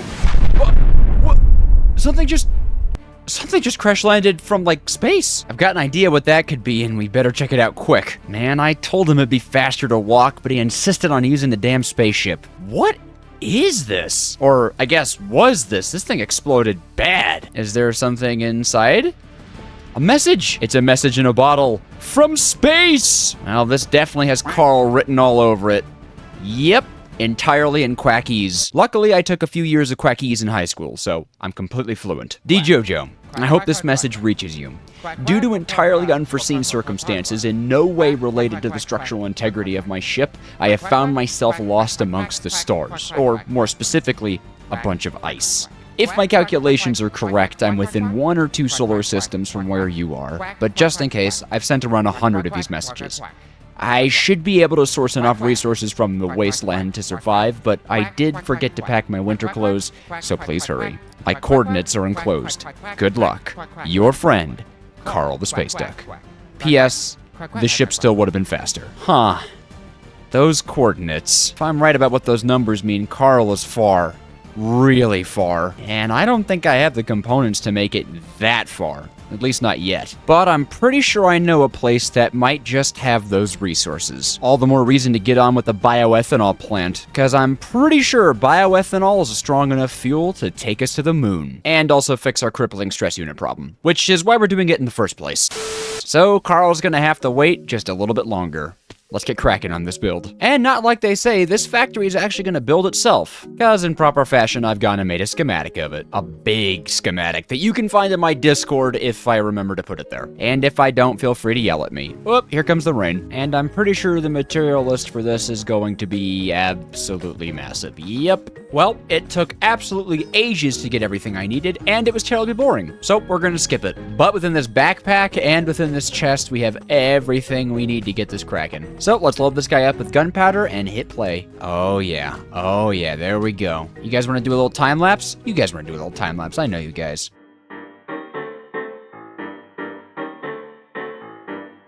Ta-da! The factory! Isn't she a beaut? Obviously, we're gonna have to fill this in, but I am quite proud of this build. I think it's great. I like to think of this as it was a structure that was here before we put this in. And on our quest to find Carl, we've refurbished it, adding some new pieces to it, like this roof access behind me, which allows you to climb up this scaffolding in order to reach one of the main boilers that, you know, is all stitched together. Pipes are coming out of it as I've just gone and tried to repair it as quickly as possible. Again, we'll need a path connecting it, some terraforming, but that's all for a live stream. You'll notice, though, it's quite empty on the inside, and it's going to remain building like that, actually, because this is not big enough for the power plant that we're going to be making. We need a lot of space. So we're going to be going underground, and I'd love some suggestions on what to fill this place up with. In order to dig such a big area out, I've been crafting up a ton of powdered obsidian in order to get more fuel tanks, because it does not last a while, and I don't want to fill it by hand again. I think, though, I may have a clever solution to filling it. Just need a mechanical pump, something to power it, and something to hold the lava, because I made an advanced fluid tank that stores 64 buckets of lava. So the reigning theory here is this is just an easier setup for fueling this. Yeah. That works a lot better. And you know what? I think we're going the whole 9 yards here. I'm going to make a whole setup for making even more of these by turning these into the plates automatically. But look at that. 3 backup fuel tanks, 3 backup filling tanks. That takes way longer than it should. And truth is, I haven't really gone and mapped out how big I need this place to be. So we're kind of going off of vibes here. Vibes and torch spam. Alrighty, this might be big enough for our purposes.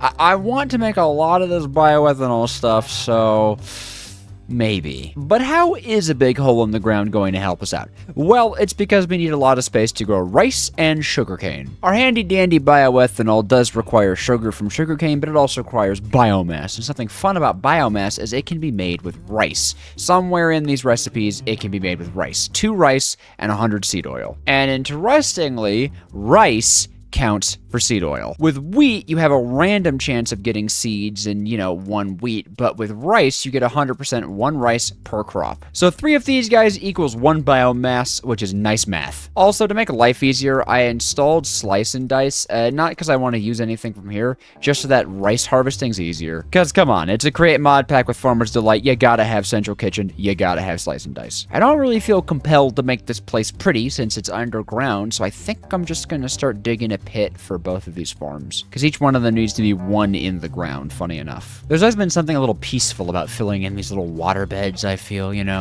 of course, this is all for the rice. Rice has to be planted, right in water. And this is a pretty big rice bed, so I think it should cover our purposes. Yeah, that was over a stack of rice, and that's only about halfway, so I'm gonna let that grow up as we start filling in the sugarcane segment. Now that is a beautiful sugarcane field. And this should be pretty easy to set up harvesting for. I mean, both of these are going to be harvested on the same level, so you just have 1 minecart contraption that's going to go zoom, zoom, just like that. You can also go and grab up all this background rice, or backup rice, I guess. Hey, what does that sound, zombie? Hey, now. What is he doing? Get off of my boiler, dude! Hey, get off of my boiler. I worked very hard on that boiler, Mr. Creeper. Hey. Yeah! I want to make these controller rails since they make these kinds of farms super easy because, as you can see, based on their texture, they're directional, which is lovely. And then we'll get the rest of this track filled in and actually replace these blocks with redstone blocks so they stay powered. And I feel like some powered rails in the center for good measure. I should also chunk load this place before I forget. Hopefully the minecart makes it the whole way.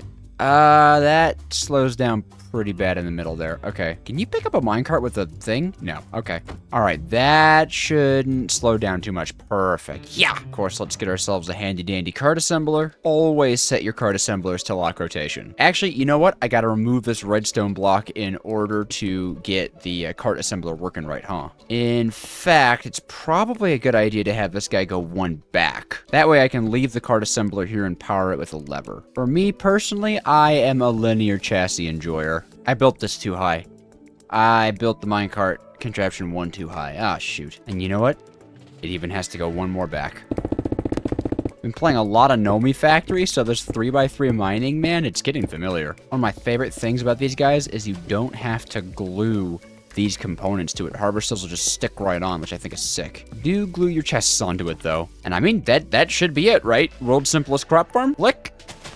Oh, there it goes! And it comes back. Beautiful. Look at that. Interesting. Okay, so it still just harvests the rice panicles. I thought that slice and dice made it so that harvesters harvested rice, not rice panicles. That's a lot more sugarcane than it is rice. Good lord. Sugarcane can be used to make biomass, so actually, maybe we just use the rice for seed oil then. I hope rice wasn't a bad idea. Although, considering we're gonna have to put it through crushing wheels or a mill and then filter out straw, Ooh, that's a lot of sugarcane it harvested again. Like, I waited like maybe 2 minutes after that last clip, but with pumpkin seeds, we could grow pumpkins and then turn them right into seeds. All right, I'm thinking we go like full in on pumpkin and sugarcane. Also, cursed use of the drill, absolutely cursed. This rice will be used for another day.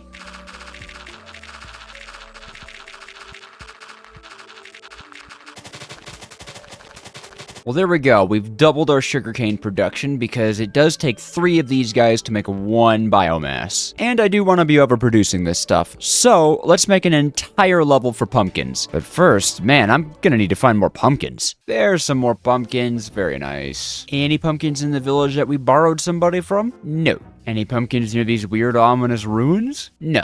Well, maybe 112 seeds will be enough, but we're gonna have to find out. And of course, that requires digging another big hole. Hey, there's dripstone and ochrum down here. That's pretty great. Okay, cool. Side note, it looks like we're gonna have to make this a 2-tall machine, because if it isn't, it just drops a bunch of sugarcane on the ground, which is not helpful. But what is helpful is our big hole Mark II. And this time around, we're definitely gonna be building it with the intention of crops. Because as I'm sure everyone is aware, this is the most optimal form for crop placement. And I'm nothing if not optimal. Alrighty, water's in, and I added a border just so we know where the pumpkins might grow. Because I'm pretty sure best case scenario is to do like a checkerboard pattern, kind of? Or even something like the sugarcane, right? Where each pumpkin has 4 spots to grow on. You know what? I've never seen anyone do pumpkins like this. I'm overthinking it. We're gonna farm them in rows as God intended. Ah, so close to being done. Hopefully some bone meal will push us over the edge. Oh, right, you can't bone meal pumpkins. Well, you can, but not really. You know what? Is Fido Grow a fertilizer? Like, can I use it as bone meal?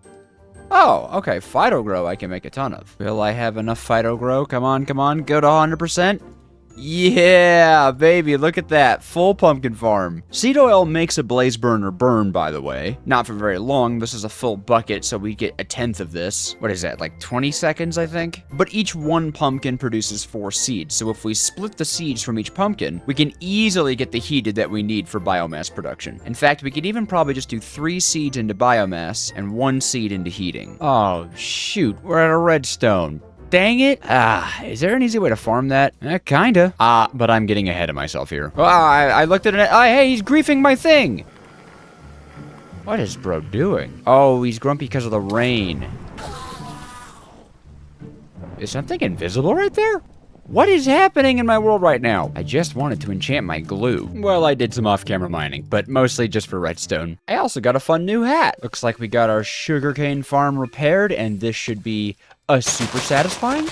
Oh yeah, look at it go. Beautiful. I do love a good row of pumpkin. Alrighty, let's see how the pumpkin one runs. Very slow. Yeah, that makes sense. But does it make it all the way and come home is the question. Yes. That's a lot of seed oil. Or, well, it will be once we actually process this stuff. So let's finally get some portable storage interfaces. Oh my god, it's been 2 seconds. Look how fast that grew back. Why didn't I think of pumpkins earlier? I think to make our lives easier, we are going to be using these logistical transporters since they are so simple. And here's pretty easy. The pumpkins are just going to go into this mechanical crafter, into a little buffer barrel. Now up here is going to require a little bit more finesse because bioethanol needs sugar and biomass, and we're using sugar cane for biomass. So you know what? We're going to change things up. Portable storage interface up here. Smart chute under this guy, set to extract exactly 6 at a time. Rather, at least 6 at a time. Grab some brass tunnels, and then split it in half like that. So this line we can have go up to be processed into biomass, and then this line we crush into sugar. You know, just in case, I am going to put some signs on these because I might begin forgetting what they are. But now I can take these logistical transporters and have them set to pull from each of these. Oh, that's interesting. Logistical transporters want to try to connect to crushing wheels. Okay. Now all of these lines are going to combine because up here we could have some bins that this line splits into and then the machines process from. Honestly, not too bad. We don't want to do that just yet because that'll block our way to go up and down. And we still have some stuff to power. So this line is enough to connect to everything. It hooks up to the crafter, and through this gearbox it'll hook up to these belts. We just gotta find find a decent way to power it, and honestly, I'm thinking water wheels. Maybe I'll even go and make a rotation speed controller. Oh, are you kidding me? The only thing I want to be careful of is making sure the water wheels remain in loaded chunks. Although realistically, I could just load this chunk as well for good measure. Let's just make sure stuff still keeps going in the right direction. And yeah, everything does move in the right direction. Can you use stripped wood for a casing? Oh, cool, actually. And our first rotation speed controller. Very fun. There are zombies on my lawn. Rotation speed controllers are plenty simple. You power them through one side, and then you're able to kick out power through another at a better speed. Let's go 128. Hopefully this will give 250. Well, it will give 256. Oh, shoot. How about that? Problem. Well, that's all right. We can do a little bit of jank. Right, cog, still a problem. And there we go. Okay, all right. Just had to push it back by 1. Hopefully we don't need that 512 stress units. Can we go to max speed? No. No, we can't. And ta-da! Well, isn't that lickety-split? All right, so that'll be going at max speed. And up here, I just want to make sure we're moving in the right direction. And of course we are. Beautiful. No!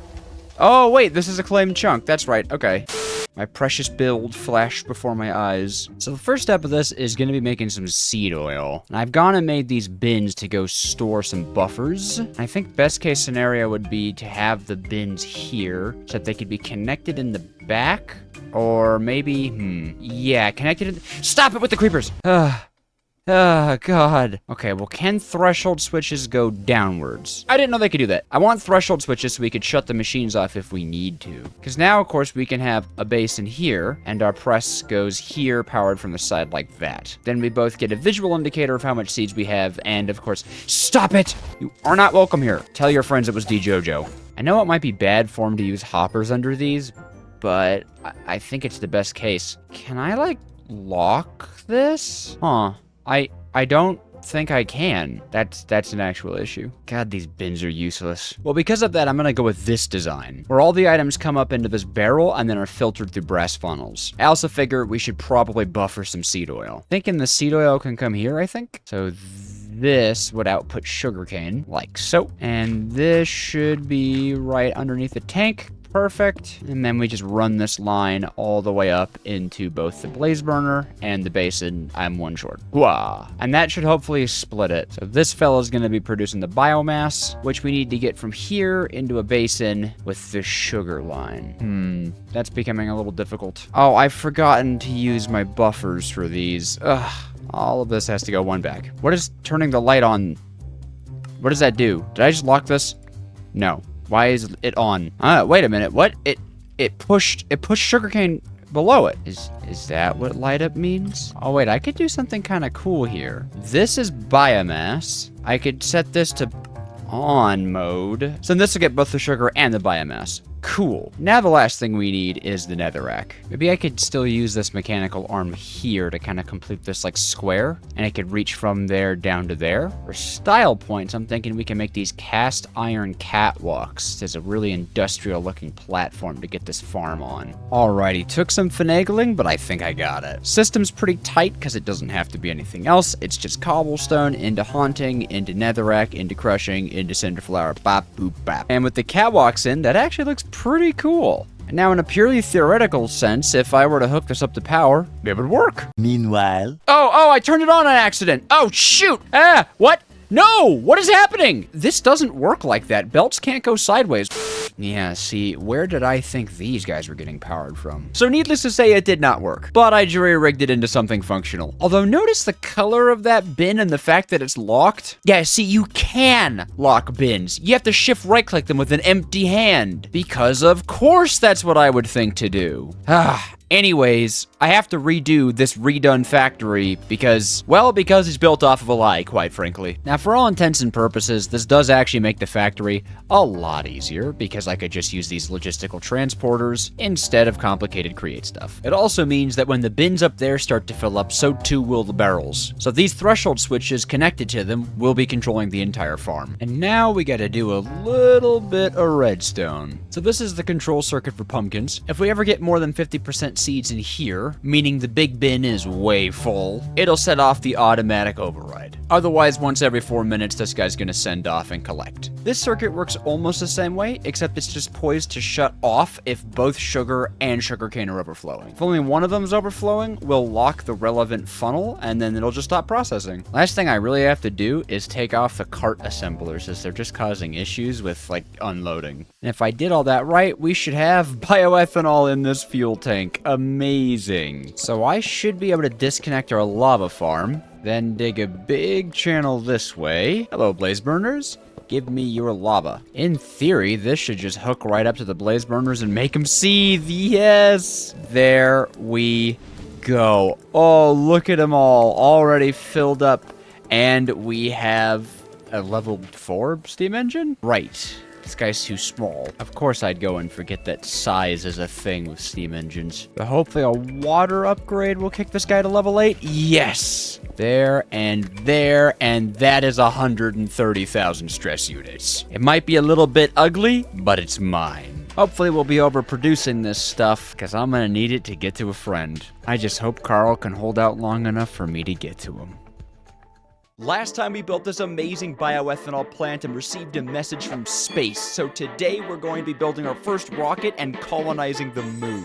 But before getting into rocketry, we did a stream! I got that pathway made that I wanted, and we even did all the terraforming in the world. I built this filling machine for our filling tanks and fueling tanks, so no more Dejojo the Grumpy, and I added not one, but 2 layers of bamboo to our bioethanol production. And we're now sitting on more than enough to make it to space, as well as this cute little indicator I made. So make sure to check out the stream in the Create Mekanized VODs playlist and get a peek at my IRL face. So what do we need to get into space? Because we're going today. Well, it starts off with chromatic compound, and that means ender pearls. Now my sword has looting on it. This hat has luck on it, I think. And this leprechaun hat also gives me looting. And now I'm the double hat bits bandit. All that combined should equal a ton of ender pearls. It looks like we have a warped forest over here, and that has a ton of endermen. You know, I never checked this structure out. Hold on, let's get distracted. Nice shot. Okay, all right. All right, we're gonna go to the fortress area and kill the enderman. It's not that I'm scared, I'm just busy. And as expected, enderman. Awesome. Little over 32 should make more than enough Enderium. It does help that you get 2 per craft. In fact, I think I'll just do 32 and we'll save 12, cause there might be an Ender Dragon fight in our future. In fact, there's 100% an Ender Dragon fight in our future. Oh shoot, we're also out of diamonds. I can go the charcoal route to get some more though. Who doesn't love diamond farms? I'll have to make it an automatic process at some point though. Nice shot. I just threw one of the, dang it. All right, take 1 out of the backup. Hopefully 11's enough. Anyways, for some reason it's diamonds, ender pearls, and lead, but that's the magic blend that makes Enderium. But there we go, a stack of Enderium. Now, in order to turn that Enderium into chromatic compound, we need a delicious induction smelter, which actually is not too bad at all. Just a machine frame, and then I think a little bit of Invar. Ooh, a little bit more than we have. Pretty sure that's just nickel and iron. And nickel and iron it is. Ta-da! So powdered obsidian, Enderium, and glowstone makes chromatic compound very slowly. Thankfully, components do work in this thing. So we can install that. It'll increase the buffer and the speed. And I believe something called a flux linkage amplifier. This will buff how fast it runs. So this should buff this to like super speed. Oh, they don't stack. They do stack. What? Why doesn't it stack though? Well, I guess I'm taking them out manually. Nope, I'm too bored. I'm just gonna do this. Sorry, energetic infuser, you're out of here. Okay, it was a bit of a process, but we have a stack of this chromatic stuff. Whoop, there we go, that's a quest. A stack should last us long enough, but we're gonna want access to more ender pearls and the void. So I think it's time to put these 11 ender pearls to use. I also think it's high time we geared up for a fight. Full Prot 4 in Create Mod style. Let me get this hat off. Full Prot 4 in Create Mod style. And in Create Mod fashion, I think I know how we're gonna be defeating this guy. That wasn't right. Ahem. Oh yes, everyone's defeated the dragon with bow and arrow, but who's defeated the dragon with carrots? Probably lots of people. But today I add myself to that list. With full power and a carrot of the golden variety, the potato cannon does a staggering, it didn't show me how much damage it did. Well, it does a ton of damage, okay? I also actually probably want to make a copper back tank instead of durability for this guy. If you don't know, a potato cannon can use the back tank pressure instead of durability. Might not be as good as our brass exoskeleton, but it will give us some armor. This is the face of a man ready to kill with carrots. And in order to make our journey a little bit easier, I think I'm gonna bring back an old friend. Oh, how I've missed you, my biplane. I promise I won't violently explode you again. And we may as well craft up some upgrades for it. Zoop. I think we can use lava as fuel, so that's just what we're gonna do. And I think this is everything we need. Also, I have extra fuel, chromatic compound, and blocks. I don't want to have to come back here. Which way are we going? That way, due south. Let's fuel this guy up. That should be plenty. And the journey begins. Oh yeah, these upgrades make me fast. I think we're looking right about here for our fortress. Oh, okay, I thought I blew up my plane. Oh my god, creepers, creepers, creepers, creepers, creepers, creepers. I'm now remembering I forgot torches. Oh, but I was right on top of it. And then I looked for the portal for a really long time. I've been down here for 20 minutes. Wait a minute. Do you hear that? Lava, hold on. I have actually been down here for so long. Lava? Oh, found it. I found it. Found the portal room. Okay, it's above me. Boop. This is our first step towards saving Carl and the moon. Here we go. Back tank on. Let's do this. Ah, that's not the direction I wanted to go in. Why have I died here? I don't recall I've ever been to the end. I'm not on my thumbnail world. Must have been a pink sheep. Alrighty, we have our potato cannon in hand, and I'm gonna be honest, I think I could kill the Ender Dragon without breaking a single crystal. But just look at the damage these carrots do. Like, that's crazy. It's a huge amount of damage. I cannot aim with this thing. I do hope I brought enough carrots for this nonsense, because I will say killing her without any of the crystal bricks is a little hard, because she's a bit movie. She moves around a bit more than I'd like her to. There we go. That's what I'm looking for. Is she immune while perching? Okay. You know, I think I might take out the crystals. This is pretty annoying. Wait, you can hit her while she's perching? Well, in that case, in the name of Carl the Space Duck, I smite thee! And I got a thumbnail screenshot. I will take this dragon egg as a prize and feed it to Carl, because as everybody knows, Carl loves to devour dragons. It's just a pastime of his. But we didn't come here for the egg, did we? Goodbye, chromatic compound. Oh, and hello, Shadow Steel. Boom, 1 stack of Shadow Steel. There we go. This is the good stuff. Ooh, and it floats. And I don't think it would hurt to get a few more Ender Pearls while we're at it. I'll be the first to admit that's a bit much. I got carried away, okay? I was watching a good video. So now that we have Shadow Steel proper, we have a ton of crafting to do. Yeah, rocket ships aren't cheap. And I think I'm gonna start with making a ton of steel. And a good amount of that needs to turn into plates. The nose of the rocket isn't too bad. Just gotta cut that guy, give him a decorative top, boop, grab some rocket fins while we're at it, bust out the rolling mill in order to get iron rods. Turn that guy into a vent. Convert these buckets into steel tanks, more rods, get ourselves an engine frame. Heat engine? Did that wrong, heat engine, thank you. Then we need this tier 1 plating, which requires a ton of bronze and a ton of steel. Bronze looks like copper and tin, which will not be an issue. Good night, dragon egg. Mwah. Back on the grind.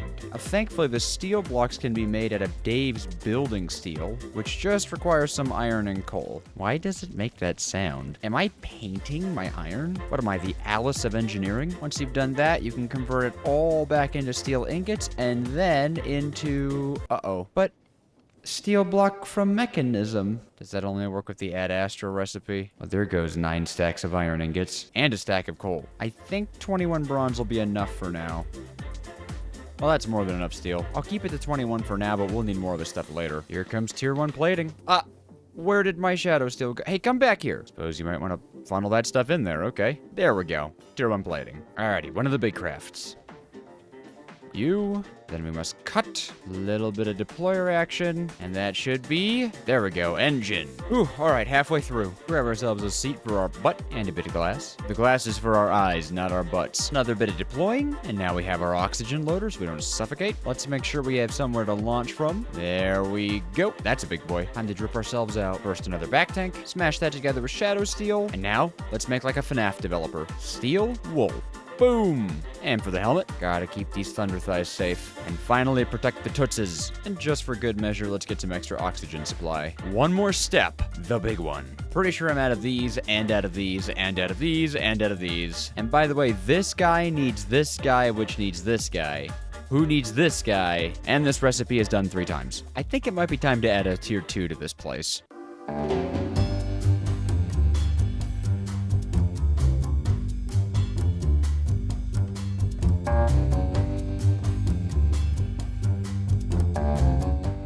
Awesome Tech Incorporated is not responsible for any injury due to falling off the edge. Just a little bit extra rose quartz. I am formally not messing around. It's gorgeous. Time to craft up a bunch more circuits. Oh yeah, that's what I love to see. Alrighty, let's get our logic mechanisms out here. 6 of those. Turn half of them into processors. Thankfully, I bulk crafted this stuff. Easy peasy. Processors go! Beautiful. And you know what? Just for fun, we'll upgrade the circuit like that. Yay!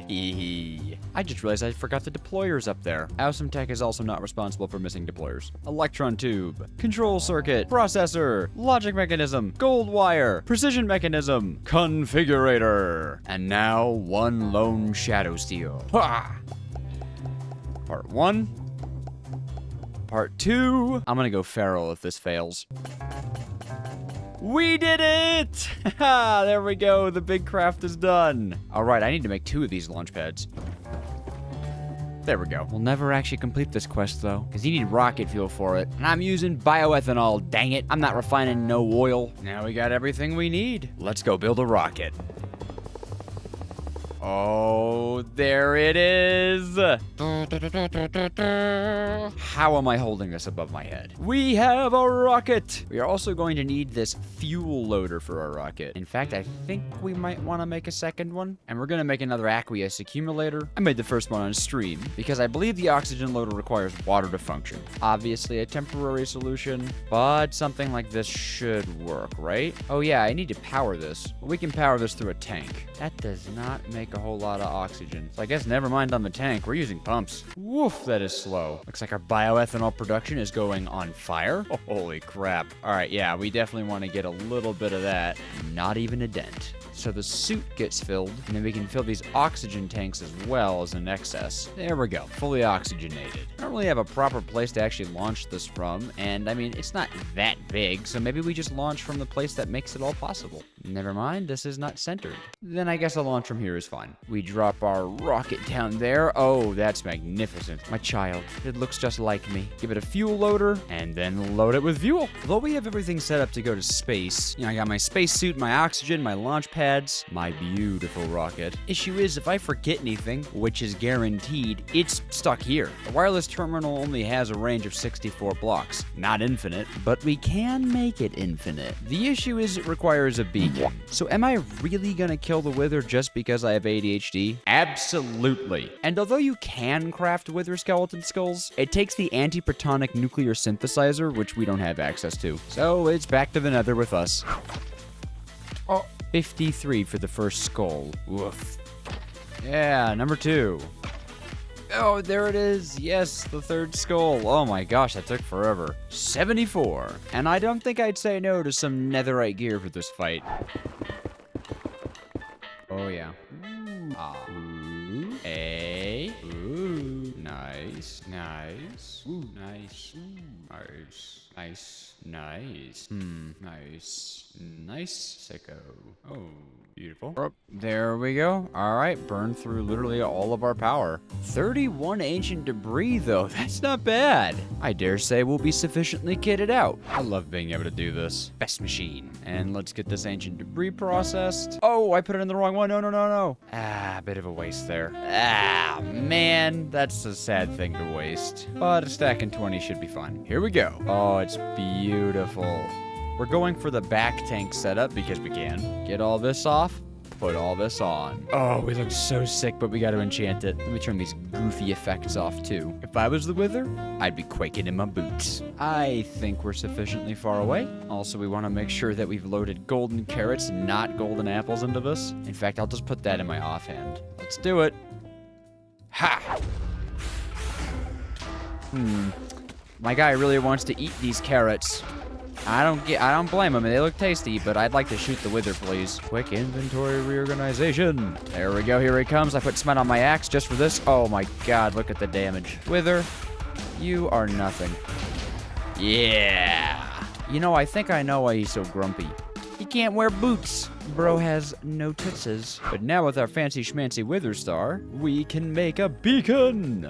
Now this needs to be a level 4. I don't remember how big a level 4 has to be, but it's big. And we need to make it somewhere around here, though preferably not under my base. Problem is, I think it has to be within 8 blocks of this. Well, look. Jeez, it's ominous. It's temporary. The moon will give us access to an even better storage solution. So, we're gonna have to bear with this. Ew. There's a beacon beam in my house. But that should mean our storage is interdimensional through space and time.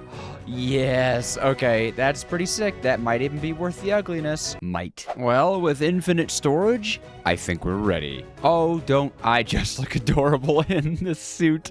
Ooh, can I enchant this actually? Can I be shiny? Oh, hooray for shininess. I'm gonna put double jump on these boots too. I feel like that'll help us. Because I don't think we'll be able to wear our jetpack. Now let's hop on over to our rocket. Oh, wow, that's a big double jump. We've got our extra fuel, our extra launch pad, our extra oxygen, our armor just in case. I dare say it's time to go to the moon. Oh, I look so cute in this. This is such a big step. Let's go. Ooh, I love the countdown. 7, 6, 5, 4, 3, 2, 1. Hooray!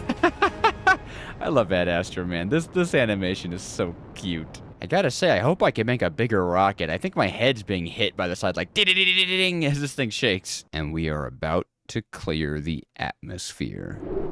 Oh, there we go. Look at our solar system. Aren't we a swirly beauty? And we want to go here to Earth because we want to land on the moon. Boop. Uh-oh. Oh my god, I was like, I'm supposed to be in a launch pad. There we go. Okay, now we're getting this big warning because we're kind of crashing. I believe it's hold space. There we go. Hold space so we can kind of slow our descent. Oh, I think I see something in the distance. There we go. Okay. The lunar surface. Nice and easy. Oh, we made it. Okay, now I believe I could break the lander and it turns back into my rocket. Awesome. And as you can see, we have to find this dash and also just do a little bit of sightseeing. So let's take a look for ore. Whee! And then double jump. Whoa, there's a structure here. All right, we'll have to check that out, but I want to see what that is. Oh, it's like an entrance. Oh, wait. They're alien villagers. Okay, cool. Hello. Unemployed. Cheese. Extra pants. Ooh, and dash. There we go. Dash ingots. All right, well, we're working on a limited oxygen supply, and I could help that quite a bit, but we gotta find some dash first. Wait, is that the same village? Wow, that place is big. Cheese ore. Mining for food. Oh, whoa, that's where we came from. That's so pretty. Hey, there it is. Dash. And also a creature of devious nature, I think. Moon ice shard. Oh, I think these can be used for an alternative fuel. Yes, they can. Ah, but it's a bit too expensive. All right, I'm too curious. I gotta check out these weird guys. They look like the villagers. Oh my gosh, okay. Okay, oxygen's getting a little bit low, and I have over a stack of dash ore. So I think... Uh-oh. Whoa, hey. Do you run out, dude? Could you stop? As I was saying, I think we should head back home, because with our new dash, I should be able to make a few items that'll make colonizing the moon that much easier. Alright, let's get out of here before any more of these Lunarians keep shooting at me. Why am I over here? Is that just how it works? Like, am I always going to be somewhere random? I'd sure like that not to be the case. Ah, but we made it home. And I think first up, I'm gonna run our raw dash through ore processing. Because if I remember correctly, we need a lot of this stuff. Our next rocket ship takes tier 2 plating, which takes a block of dash each. And tier 2 is of course used in tier 3. So we need dash at our ears. But for now, I've got 20 ingots to work with, 2 of which I'm going to instantaneously turn into plates. Now these guys can be made into an oxygen distributor, which looks a little something like this. I think we give it water, it turns it into oxygen, and we give it power. So do we have to have a whole power setup on the moon? No. You see, we have access to the Flex network now, and I'm pretty sure it all starts by just punching obsidian? No? Obtained by compressing redstone dust with bedrock and obsidian. Oh. Okay, but once we get a flex block, we can make it faster. Well, I'm just gonna dig straight down. There we go, bedrock with no issues. Hold on, can I do multiple at a time? Oh, I can do multiple. Okay, well, that certainly changes it. Ah, I turned it into cobblestone. What happened? I can now make these flux cores, and I'll make a flux block just in case. So I believe a flux plug will take in energy, and a flux point will spit it out. Whoa, that's a fun sound. So if I take the plug and put it here, it will absorb energy. I think we might need a new network. Oh, the Awesome's network. Let's call this Dejojo. There we go. Okay, I think I could go to network selection and select it. Why won't this guy take in power? Okay, I've just read that it might be that this not being connected to a network is the issue. So I think it's because it needs to actually be trying to charge something, and that's the only time it'll work. So if I grab my Fleximagnet and put it in here, I think that worked. I'm gonna say it worked. So I think with these 4 things, we should be able to terraform the atmosphere. Oh, whoa, we're maxed on bioethanol. And it looks like our dash is done. Hey, and for our dash, we get a little moon globe. Cute! Well, it's back to the moon for us. Hopefully we'll land somewhere near our original launch pad. Oh, I think that's it right there. Nope, that was just a mind block. So it seems like this is where we are gonna land on the moon every single time. I'll go ahead and for now just mark the landing site with some ochrum. Looks like I put my launch pad over here. Okay, cool that that shows up on the map. But I think we should start our moon colony somewhere over here. But let's make sure we know how to make this guy work. Oh. That's an issue. So water doesn't quite like being on the moon, does it? Well, I suppose we can still test our flex plug idea. Oh, that totally works, but it only makes 50 things of oxygen, which I don't think is enough to suffuse the environment. Well, it looks like the only way to get water up here is to bring it up in buckets. But I still would like to have a little base of operations up here. I think I kind of want to do like a dome setup. I want to see what these sliding doors look like. Oh, Lord, that's so cool. Whoa, I love that. I'm running low on oxygen, but I think if I right-click that, yes, I will slurp out all the oxygen from it. Oh, this is beginning to look really cool, I think. Here's a question. Can you sleep on the moon? Okay. Oh, you can actually sleep. It's not daytime. Ooh, dome, sweet dome is coming together. Huh. There's like a tree facility in this place. That's cool. Hey, wait a minute. How do they have lava? And what's this? Fuel. Oh, these guys store some rocket fuel on them. Oh, shoot. That's a lunar. No witnesses. I love these little power indicators I made here. Now, that isn't too bad. I think it's cute. I've got that vent on the top. We have all this, what is this called? The dash pillars running up. I love these like power indicator walls I made. So it looks like we're heading back home. Where's my rocket though? Where's my rocket? What? I literally have footage of me putting my rocket in my storage. Where did this thing go? Well, I think I just have to chalk this up to a bug. I'm running out of time and I'm not gonna let this kill me. Tier 1 rocket. Where's my fuel loader? Fine, crafting one, okay. Okay, at least we still have our bioethanol. Oh my god, I think we're gonna make it out of this. What happened to my rocket? Well, it doesn't matter, we still burn oxygen in the rocket. We gotta get out of here. Count faster, please! Oh my god, please tell me I make it out of the moon. Oh my god, it is so close. Get me out of this atmosphere. Okay, I think we're gonna have 2.5% oxygen to spare. Oh my god. Where did my actual rocket go? What is wrong with my storage right now?